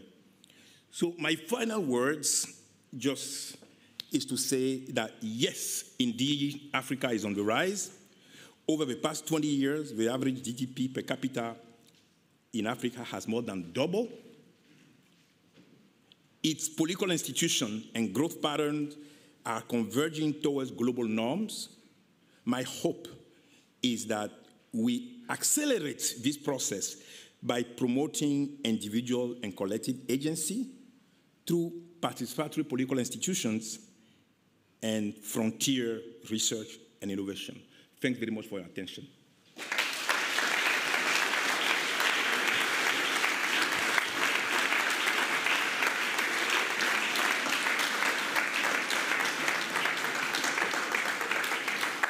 Ganz herzlichen Dank. Thank you very much, Professor Wantchekon, for sharing your words with us and quite personal experiences and doing a quick review of your research. I think some of the researchers here in the room will find new papers to read, I think. Auch im Vorfeld auf diese Veranstaltung haben wir insbesondere von den sozialen Netzwerken der African School of Economics sehr große Unterstützung erhalten. Und ich glaube, das zeigt sehr deutlich, wie groß der Einfluss doch ist, den Sie auf die junge Generation in vielen afrikanischen Ländern haben und jetzt ja noch mehr, wie wir gerade gehört haben. Vielen Dank dafür. Damit gebe ich dann wieder an dich ab, Moritz. Du darfst wieder nach vorne kommen und wir wenden uns gemeinsam der nächsten Kategorie, der Kategorie Politik zu. Und ich bin sehr gespannt auf deine Laudatio für die amtierende Generaldirektorin der World Trade Organization, Dr. Ngozi Okonjo-Iweala. Moritz, you're up again. Vielen Dank, Elisabeth. Dear Dr. Okonjo-Iweala, there are many, many attributes that come to mind when looking at your fantastic and amazing and awe-inspiring career. But one, I think, is central. It is that you're a very, very brave woman.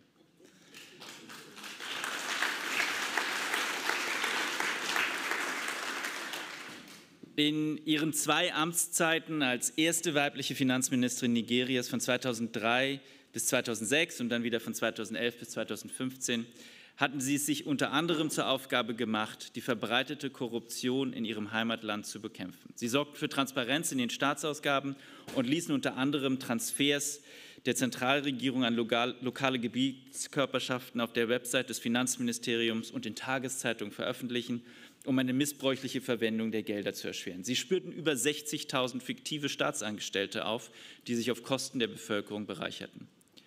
Dieses mutige Engagement mussten sie teuer bezahlen.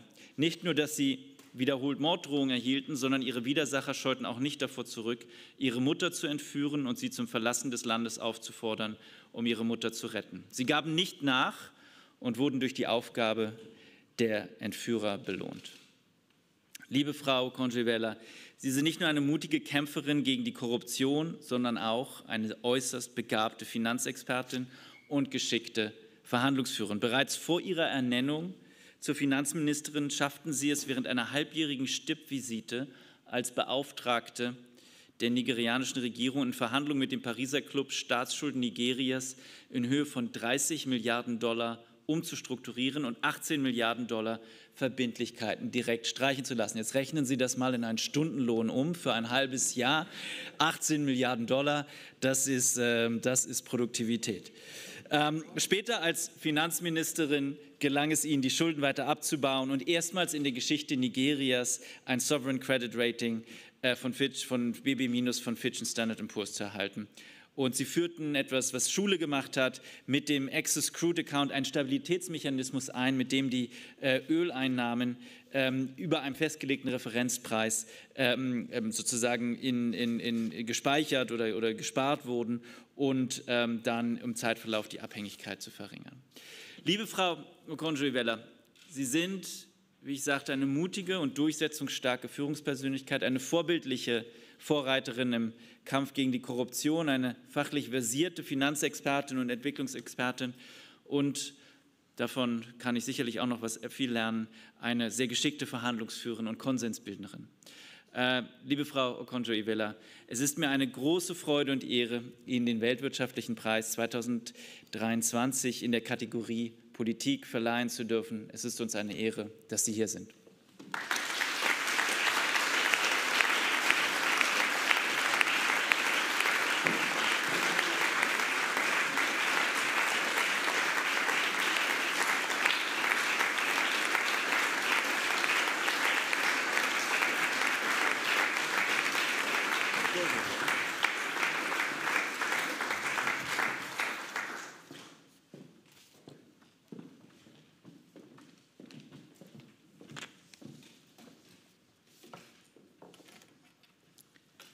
Thank you so much, Professor Schularick. Excellencies, ladies and gentlemen, it's a real honor, an enormous honor to receive this prize. It means a lot to me because I wish my father was here to see me receive the prize. My parents studied in Germany after the Second World War, and my father obtained his PhD in mathematical economics from Erlangen and Cologne. And he would have been very, very pleased had he been able to see this happen today. So I smile as I think of him and what he must be thinking when he looks in here. So thank you very much. I'm humbled to follow in the footsteps of previous awardees. And I'm also humbled to be sharing the stage with two of Africa's most remarkable and distinguished economists.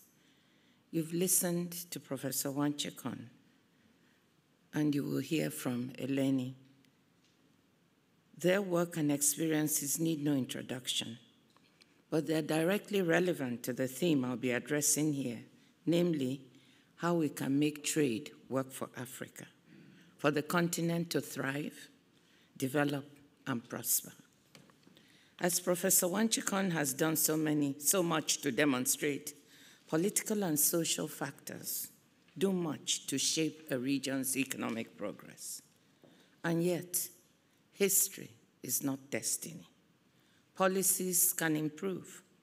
Political coalitions can be built for investing in public goods, and we just heard him say that. Well-functioning markets are a critical part of the toolkit for growth and development across the continent. Dr. Eleni Gabre-Madhin demonstrated this when she founded the Ethiopia Commodity Exchange.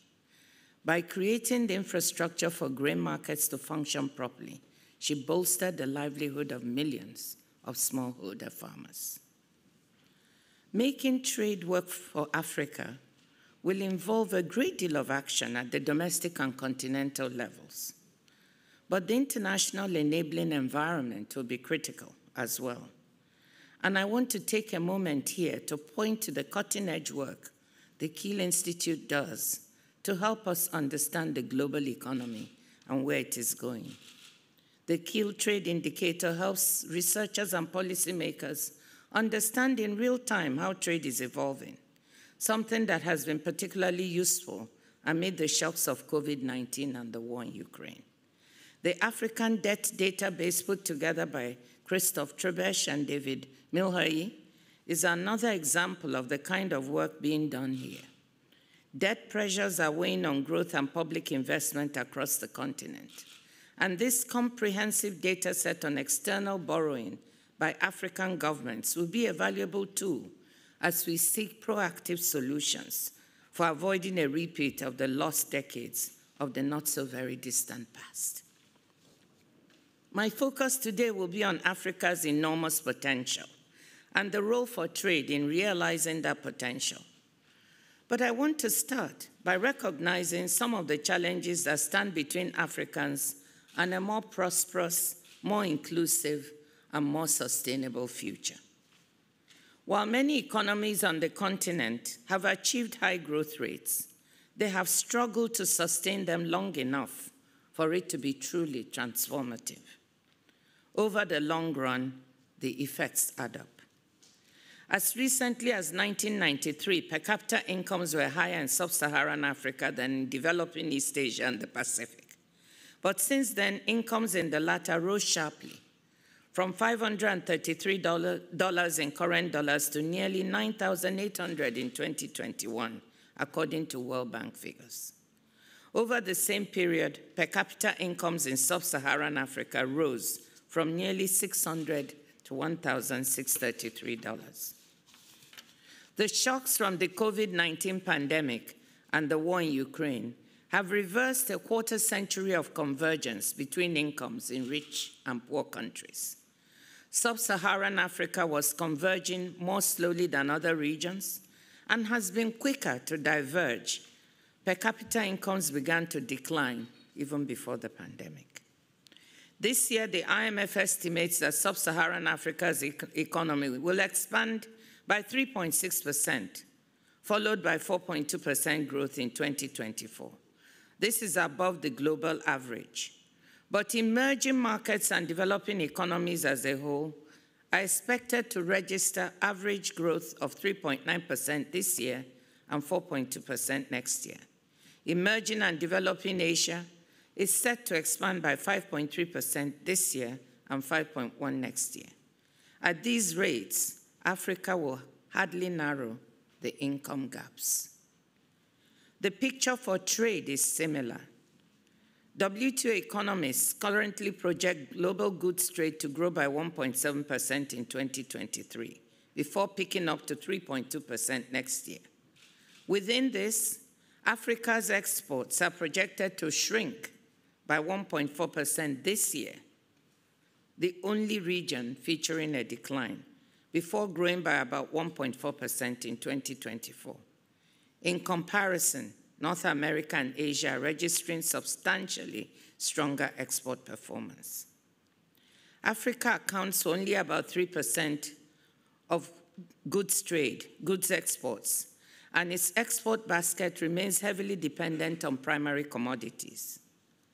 In addition, intra-regional trade is lower than in other regions. The share of intra-regional Africa trade in exports rose from 10% in 2000 to nearly 19% in 2015, before falling back down to 13% in 2021. This is compared to 59% in intra-Asia trade, 69% in Europe, and almost 40% in North America.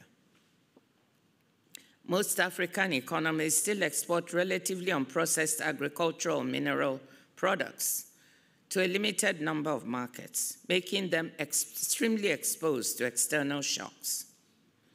Taken together, these figures illustrate that trade is not yet the engine of income growth for Africa that it should be, and it could be, with direct implications for the living standards of people on the continent. Sluggish per capita income growth is an important reason why extreme poverty is in danger of becoming an increasingly African phenomenon. As of 2019, sub-Saharan Africa accounted for about 60% of the people living on less than $2.15 a day. On current trends, after the shocks of the past 3 years, the global goal of ending extreme poverty by 2030 seems out of reach. By then, 574 million people, nearly 7% of the world's population, are on track to still be in extreme poverty. Nearly 90% of them will be in Africa. The continent's economies need not only to grow faster, but to sustain rapid growth for a prolonged period. Increased trade has been a key element in all sustained high growth stories. We have seen how it worked in East Asia and elsewhere. I want to recognize that a major cloud on the horizon here is what Professor Schularick referred to, the increasingly fashionable talk of geopolitically driven decoupling. This decoupling would have dire consequences for the world's poorest economies in general, and for Africa in particular. Uncertain market access, fewer technology spillovers, and higher transactions costs would be experienced by Africa and other developing areas. WTO economists estimate that if the global economy decouples into two isolated blocks, it would reduce long-term real global GDP by at least 5%. Many low-income countries would be looking at double-digit welfare losses. On the positive side, there is as yet little hard evidence of decoupling in the data. Global goods and services trade was at a record $31.4 trillion last year. Despite geopolitical tensions, goods trade between the US and China hit $690 billion in 2021, according to the US Commerce Department. And EU and China trade was a record $818 billion in the same period. This is not to say that investment patterns are not changing, with moves away from China in certain sectors. But we need to be careful that such moves do not turn into whole-scale decoupling, so we keep the multilateral trading system functioning for all. Provided we can keep international markets broadly open and predictable, I'm convinced that Africa today has a window of opportunity to use trade to drive growth and development. This window of opportunity is the product of structural and demographic trends, ongoing policy initiatives, as well as shifting geopolitical currents. First, in an aging world, Africa's young population offers both the workforce and the markets of tomorrow.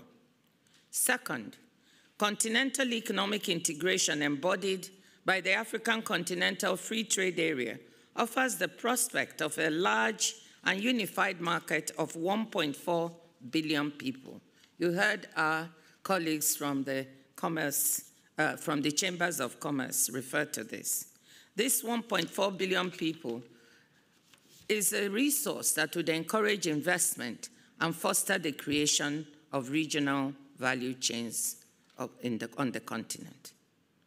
Third, the rapid growth of trade in services delivered digitally over computer networks offers a new set of opportunities, particularly for tech-savvy young people and women-owned businesses. Again, it was exciting to hear the colleague from the Chambers of Commerce refer to digitally exported services from Uganda.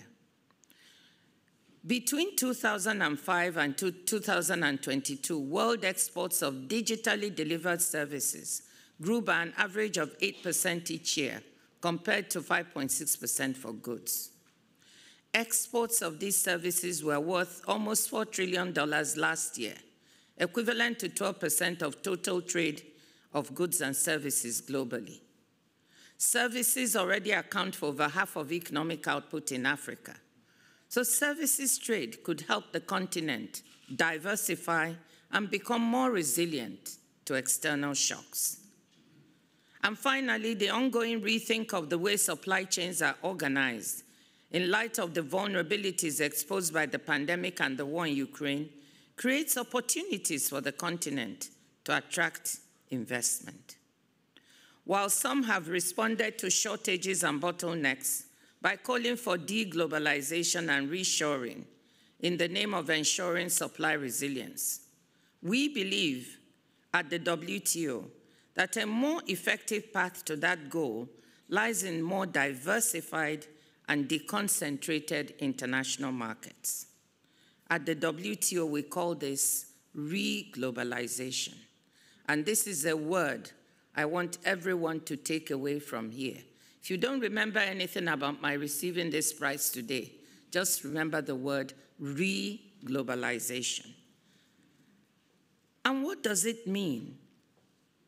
It means that there's a unique opportunity that instead of reshoring and nearshoring, we can diversify supply chains and build resilience by investing in those economies and those countries that have been left out of the first wave of globalization. So instead of saying, let's diversify to China plus one, which is usually China plus Vietnam, or China plus Indonesia, or China plus India, why not incentivize companies to diversify to Morocco, to Rwanda, to Kenya, to Nigeria? Why not incentivize them, even within developed countries, to diversify to those areas where poor people have been left out of the global value chains in the first wave of globalization? So it's not just China, Vietnam, or other East Asian economies. Africa has the potential to capture this opportunity and receive some of these diversified supply chains.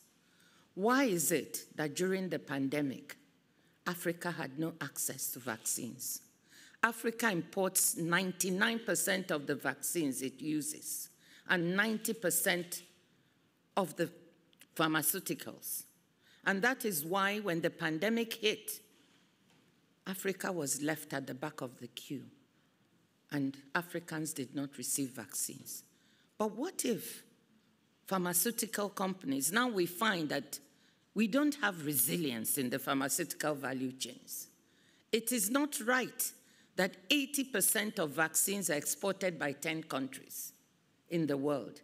We've seen it doesn't build resilience.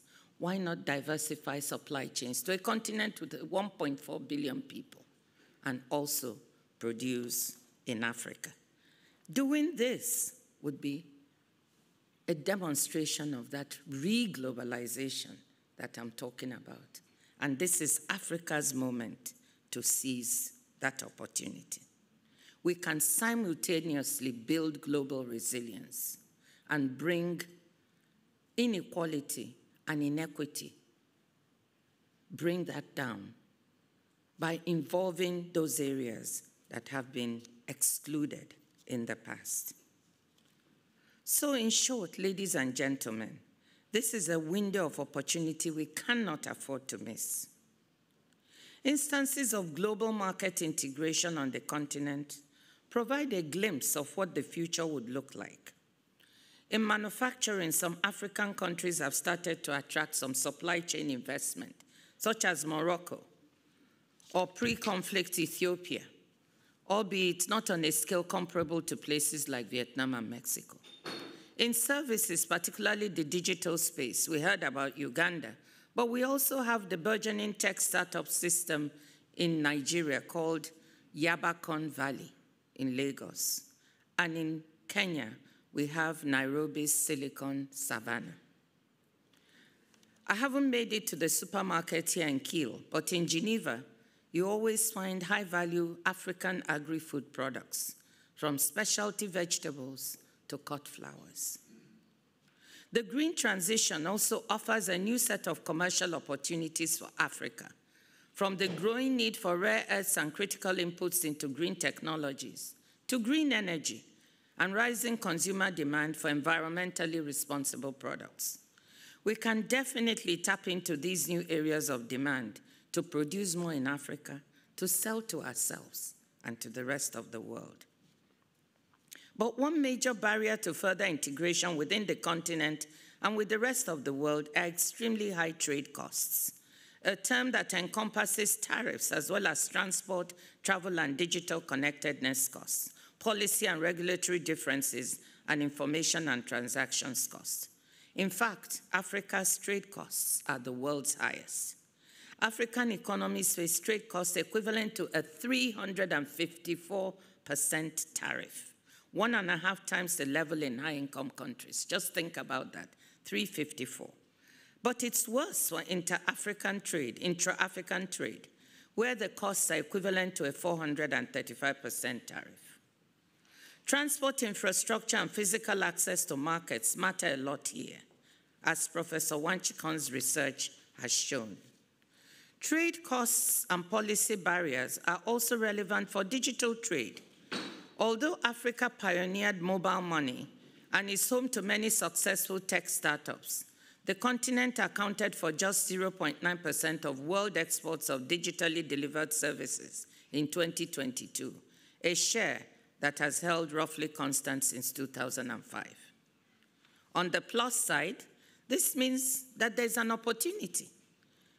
There's ample room for Africa to increase its market share, but we have to work harder. Despite major improvements in access, the digital divide remains substantial. Data from the International Telecommunications Union suggests that only 36% of people in Africa were using the internet in 2022, whether due to gaps in mobile network coverage, affordability issues of lack of skills or awareness. At the same time, though, 55% of the continent's people between the ages of 15 and 24 were online, pointing to the enormous promise of the digital space to drive job creation for the fast-growing youth population. And that is why at the WTO we are teaming up with the World Bank in a pilot project to build digital infrastructure and necessary regulatory frameworks in a group of African countries. On top of high physical trade costs and digital connectivity limitations, there are costs associated with unavailable or expensive trade finance. And I have to point to this. A joint study released last year by the WTO and the IFC, International Finance Corporation, found that in West Africa, only 25% of trade is supported by trade finance, compared to a world average of between 60 to 80%. The good news is that efforts to address these costs are underway and the impacts are already starting to become visible. Since I'm Director General of the WTO, I have to let you know that the ongoing implementation of our trade facilitation agreement helps to cut down costs because it simplifies border procedures and cuts red tape for those African countries that are implementing it. And we're already seeing examples of how cooperation among border agencies has slashed processing times for trade documents, reducing delays and costs. Now, provided it is implemented effectively, the African Continental Free Trade Area has the potential to be truly revolutionary for Africa's economic prospects, enhancing trade within the continent and with the rest of the world. Further reducing trade costs will pave the way for regional value chains, as I said before, in sectors like pharmaceuticals, where the pandemic taught us the hard way that having more production capacity on the continent would be good for Africa and the rest of the world. With regard to trade finance, the joint WTO-IFC study shows that West African exports trade would be 16% higher if access to trade finance were in line with the global average.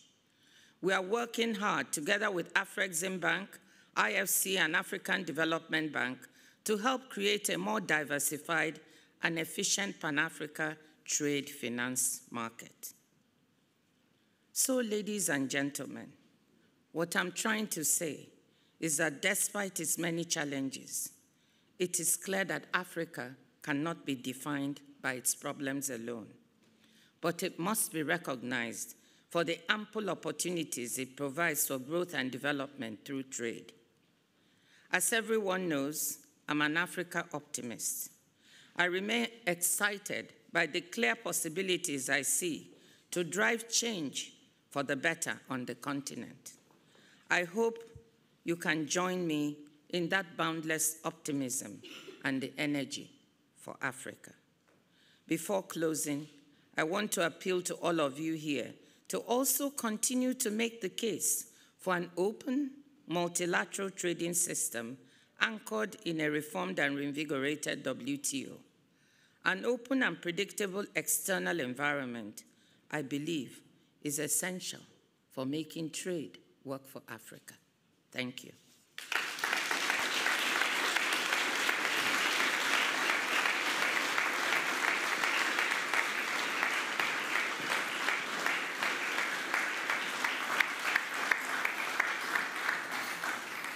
Herzlichen Dank. Thank you very much, Ms. Okonjo-Iweala, for also sharing quite personal words about your parents studying in Germany and for making the connections between our research and the politics and the things the Chamber of Commerce is trying here in Germany and in Schleswig-Holstein, as we heard before.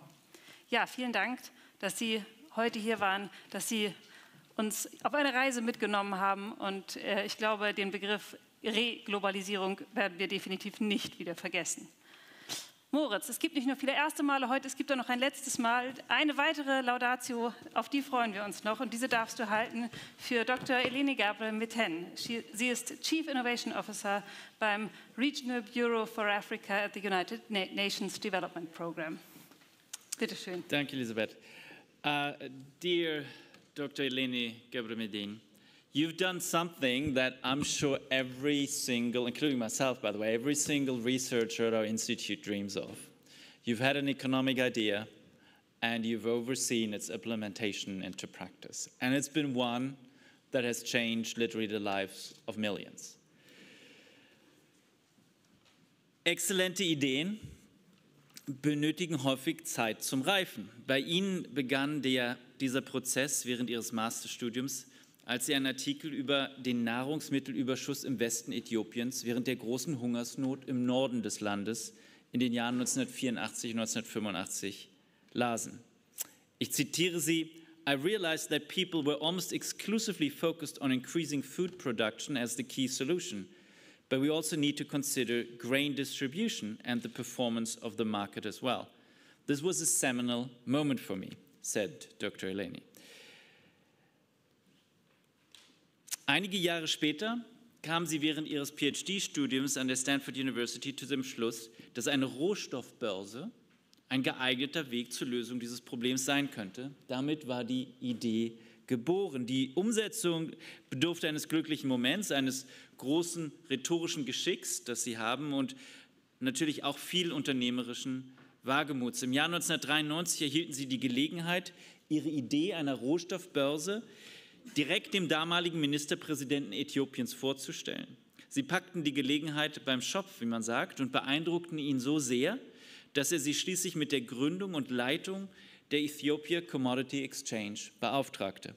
Sie brachen auf, zurück in ihr Geburtsland, das sie im Alter von 4 Jahren gemeinsam mit ihren Eltern verlassen hatten, und machten sich an die Arbeit. Im Jahr 2008 nahm die äthiopische Rohstoffbörse als erste Institution ihrer Art in Afrika ihre Arbeit auf.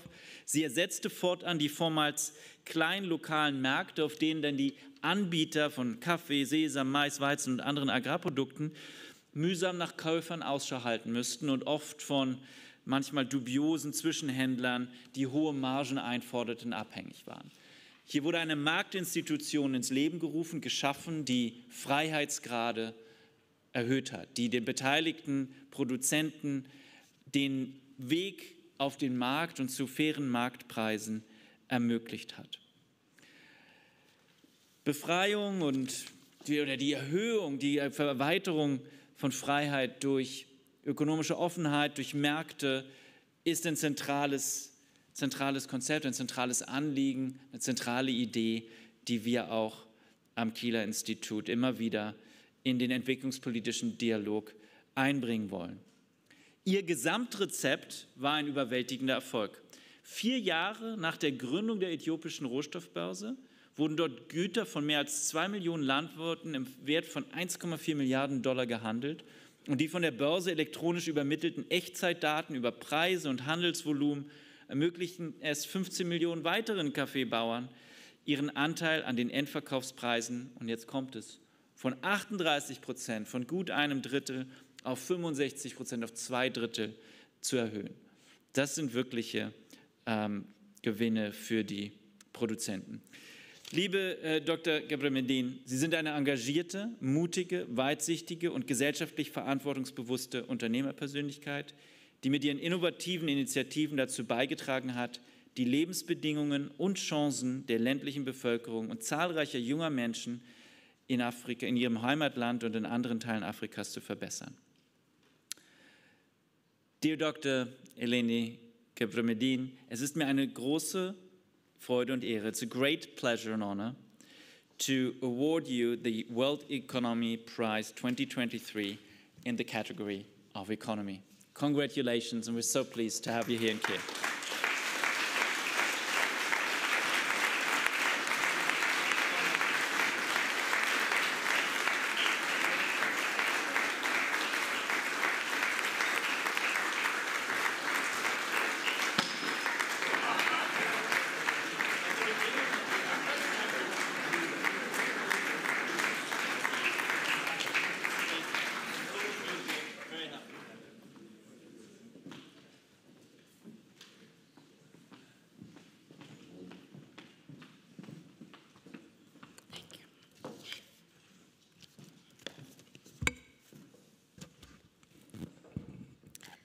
Excellency Deputy Prime Minister Monika Heinold of the state of Schleswig-Holstein, Excellency Lord Mayor of the city of Kiel, Dr. Ulf Kamper, Excellency Vice President of the Chamber of the State of Schleswig-Holstein, hope I'm saying that correctly, Knud Hansen, Excellency Kiel Institute President, Professor Dr. Moritz Schularick, Excellency fellow laureates, the most inspiring and incredible big sister, Dr. Ngozi Okonjo-Iweala, and my brother from Princeton, Professor Leonard Wantchekon. Distinguished guests gathered here, ladies and gentlemen, it is a great honor for me to stand here before you on this beautiful evening in this very special place that I visit for the first time, Kiel, the world's sailing city. In this particularly special week, Kielerwoche, with over 50 nations, including South Africa, and over 1,000 athletes represented to compete in the sailing races. I have tried sailing a few times myself when I was younger, and there are a few lessons I learned that have served me well in life and in business. The first lesson is to always be aware of the wind, the direction, the speed, and the shifts. This wind awareness is not just once when you start, but continuously throughout the trip, as the wind might change speed or direction, completely changing what the sailboat can and cannot do. Knowing the wind means that the sailor works with the wind rather than against it, and adjusts quickly to achieve the outcomes he or she wants. For practiced sailors, reading the wind is second nature. The second lesson is that going from point A to point B is not always in a direct line. The core principle of tacking in sailing is to navigate to an alternative point before pointing back to the goal, appearing to zigzag rather than going straight. Taking the less obvious path can result in winning the race. The third lesson is that it is the little things that matter most. Understanding the intricacies of tying the knots, understanding sailing terms, instructions, and equipment, and using nautical charts.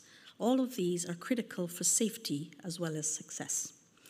In navigating my career, I have applied these lessons, the importance of understanding context as it changes and adjusting quickly, finding alternative paths, zigzagging sometimes to reach the destination, and paying attention to the details, as I have tried to tackle some of the greatest challenges facing humanity: how to lift tens of millions out of poverty through the power of markets that are transparent, efficient, and orderly, and how to enable individual drive and ingenuity to drive the creation of knowledge solutions to solve huge problems at scale.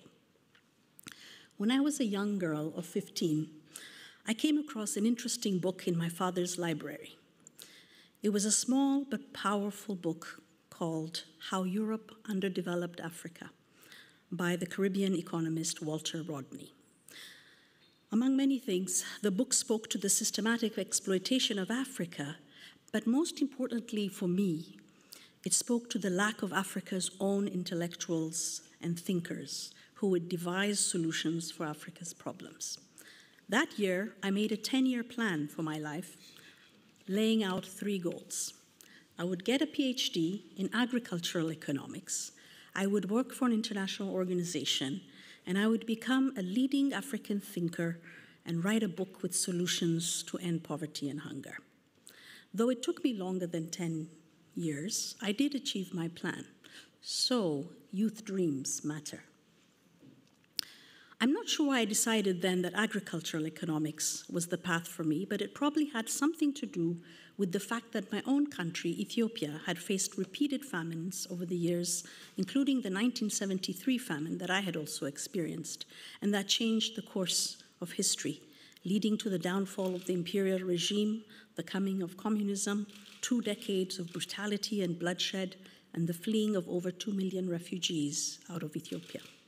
My own family left Ethiopia when I was just 11, and I did not return until nearly 30 years later with my 2 young sons, one of whom is here in tow. A few years after writing that 10-year plan, by this time a student at university in the United States, another famine hit Ethiopia in 1984. I became obsessed. As Professor Schularick has mentioned, I discovered a few years later that there was actually a surplus of grain in western Ethiopia, while 1 million people died of hunger in northern Ethiopia. This awareness, combined with the insights from the work of another Kiel Global Economy Prize laureate, Dr. Amartya Sen, launched me on a path of trying to understand how to improve internal market distribution, and this led to following the path of the grain as it went from production to consumption, and interviewing thousands of farmers and traders in markets in Mali, Cameroon, Senegal, Benin, Malawi, Kenya, and Uganda. It was not just about roads, but about the institutions to reduce transaction costs, such as market information, grades and standards, contract enforcement, and so on. I finally got the opportunity to return to Ethiopia to apply what I had learned, leaving the world of research to transition into implementation and to running a business, as I went on to building a modern commodity exchange, including writing the laws to underpin it and creating the institutions linked to it, with a holistic model that was uniquely adapted from global best practices to meet the country's realities.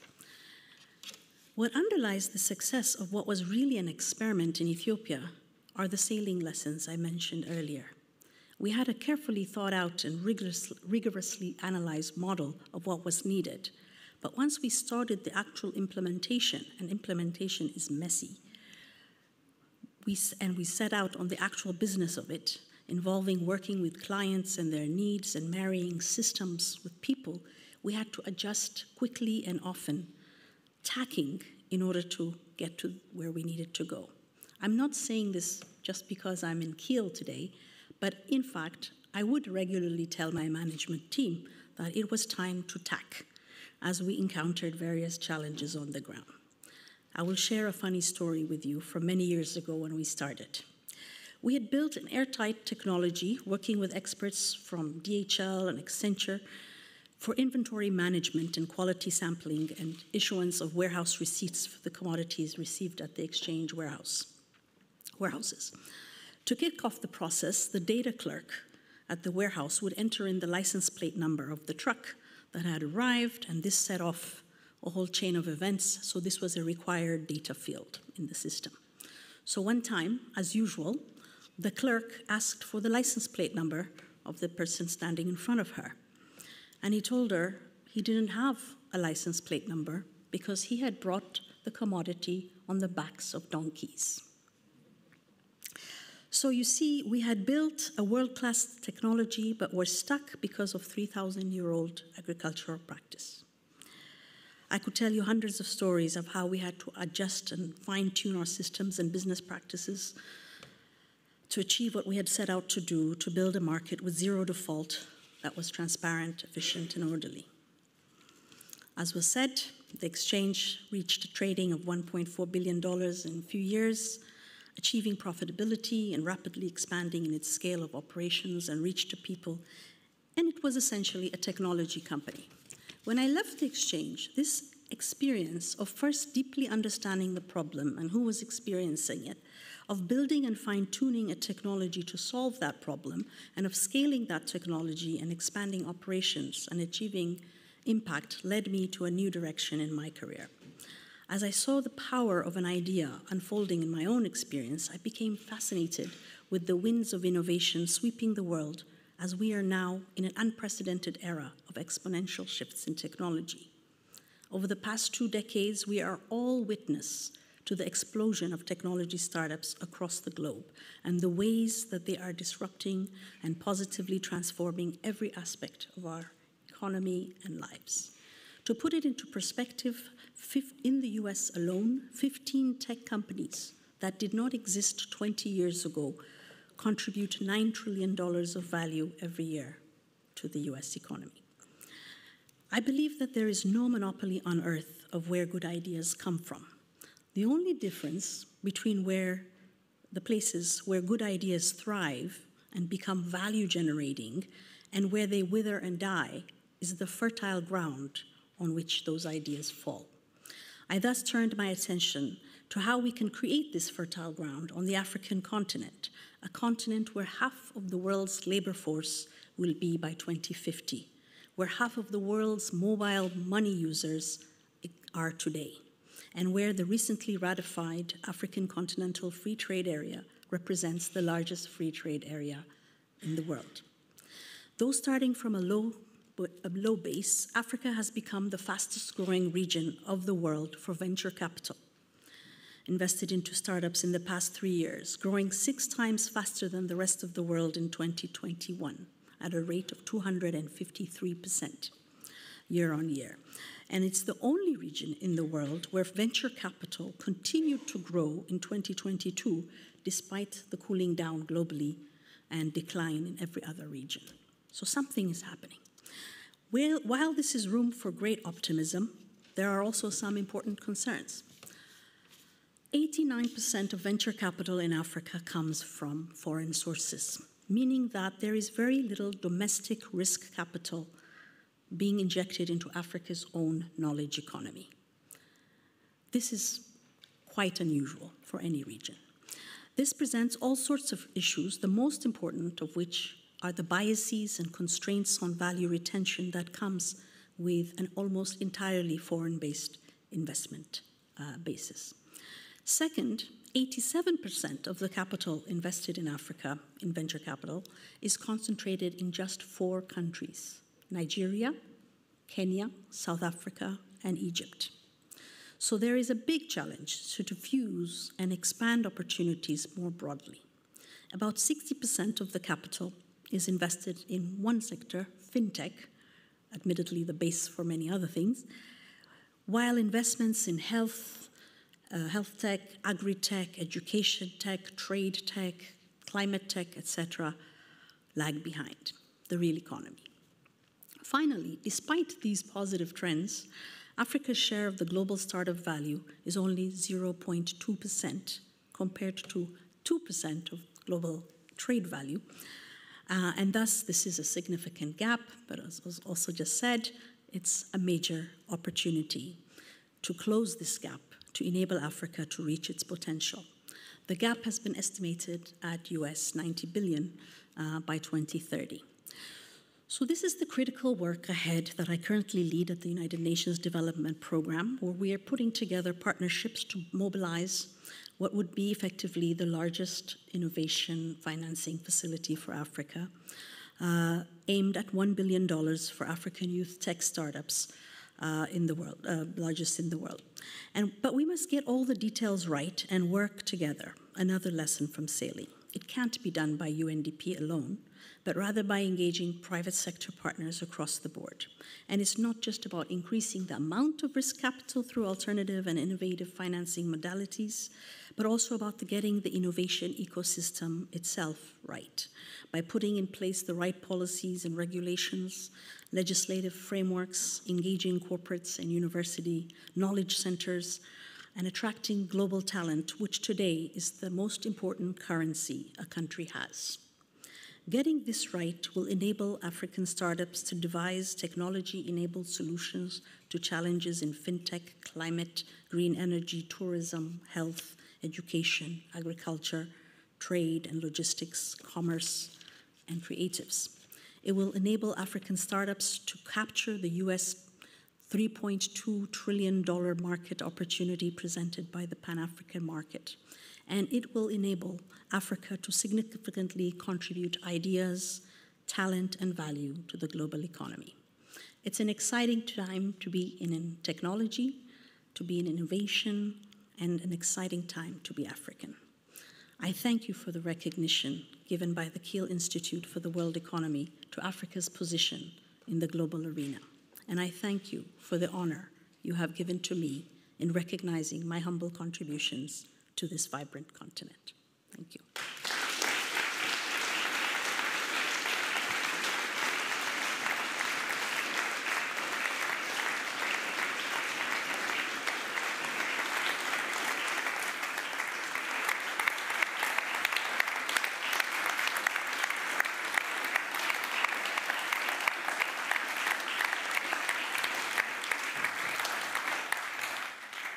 Thank you very much for your words, for feeling quite at home at Kiel, I think. The wind was missing here inside, but I think we all felt the breeze of fresh wind with your speech. Thank you so much for being here today. Ja, damit sind wir mit leichter Verspätung, aber wir sind am Ende des formellen Teils unserer Veranstaltung. Ganz herzlichen Dank an unsere Preisträgerinnen und unseren Preisträger, die uns ganz sehr interessante, sehr aktuelle, ganz viele Möglichkeiten und Herausforderungen für die nachhaltige Entwicklung in den Ländern und Regionen Afrikas aufgezeigt haben. Aus jeder der Reden, ich würde fast sagen, aus jedem Satz, der in diesen Reden gefallen ist, können wir alle eigentlich mehr mitnehmen als aus den etwas künstlichen Sätzen, mit denen ich ja zu Beginn eingestiegen bin. Danke an dieser Stelle auch noch einmal an die Industrie- und Handelskammer Schleswig-Holstein, Herr Hansen, und an die Stadt Kiel, Dr. Kämpfer. Schön, dass Sie heute hier dabei sind als unsere Partner. An die Landesregierung, Frau Heinold, und ich glaube eine ganze Reihe Staatssekretäre hier in der ersten Reihe, die auch hier sind. An den Landtag und die Landtagspräsidentin, dass wir hier sein dürfen. An dieser Stelle auch ein ganz besonderer Dank an die Teams hinter den Kulissen, die in den letzten Wochen und Monaten dafür gearbeitet haben, dass die Veranstaltung hier heute so ablaufen kann. Dank dieser Teams darf ich Sie nun auch alle einladen, die Preisverleihung ausklingen zu lassen, bei einem Getränk, bei einem Häppchen, bei hoffentlich ein bisschen Wind und bei vor allen Dingen guten Gesprächen. Schön, dass Sie alle heute hier sind.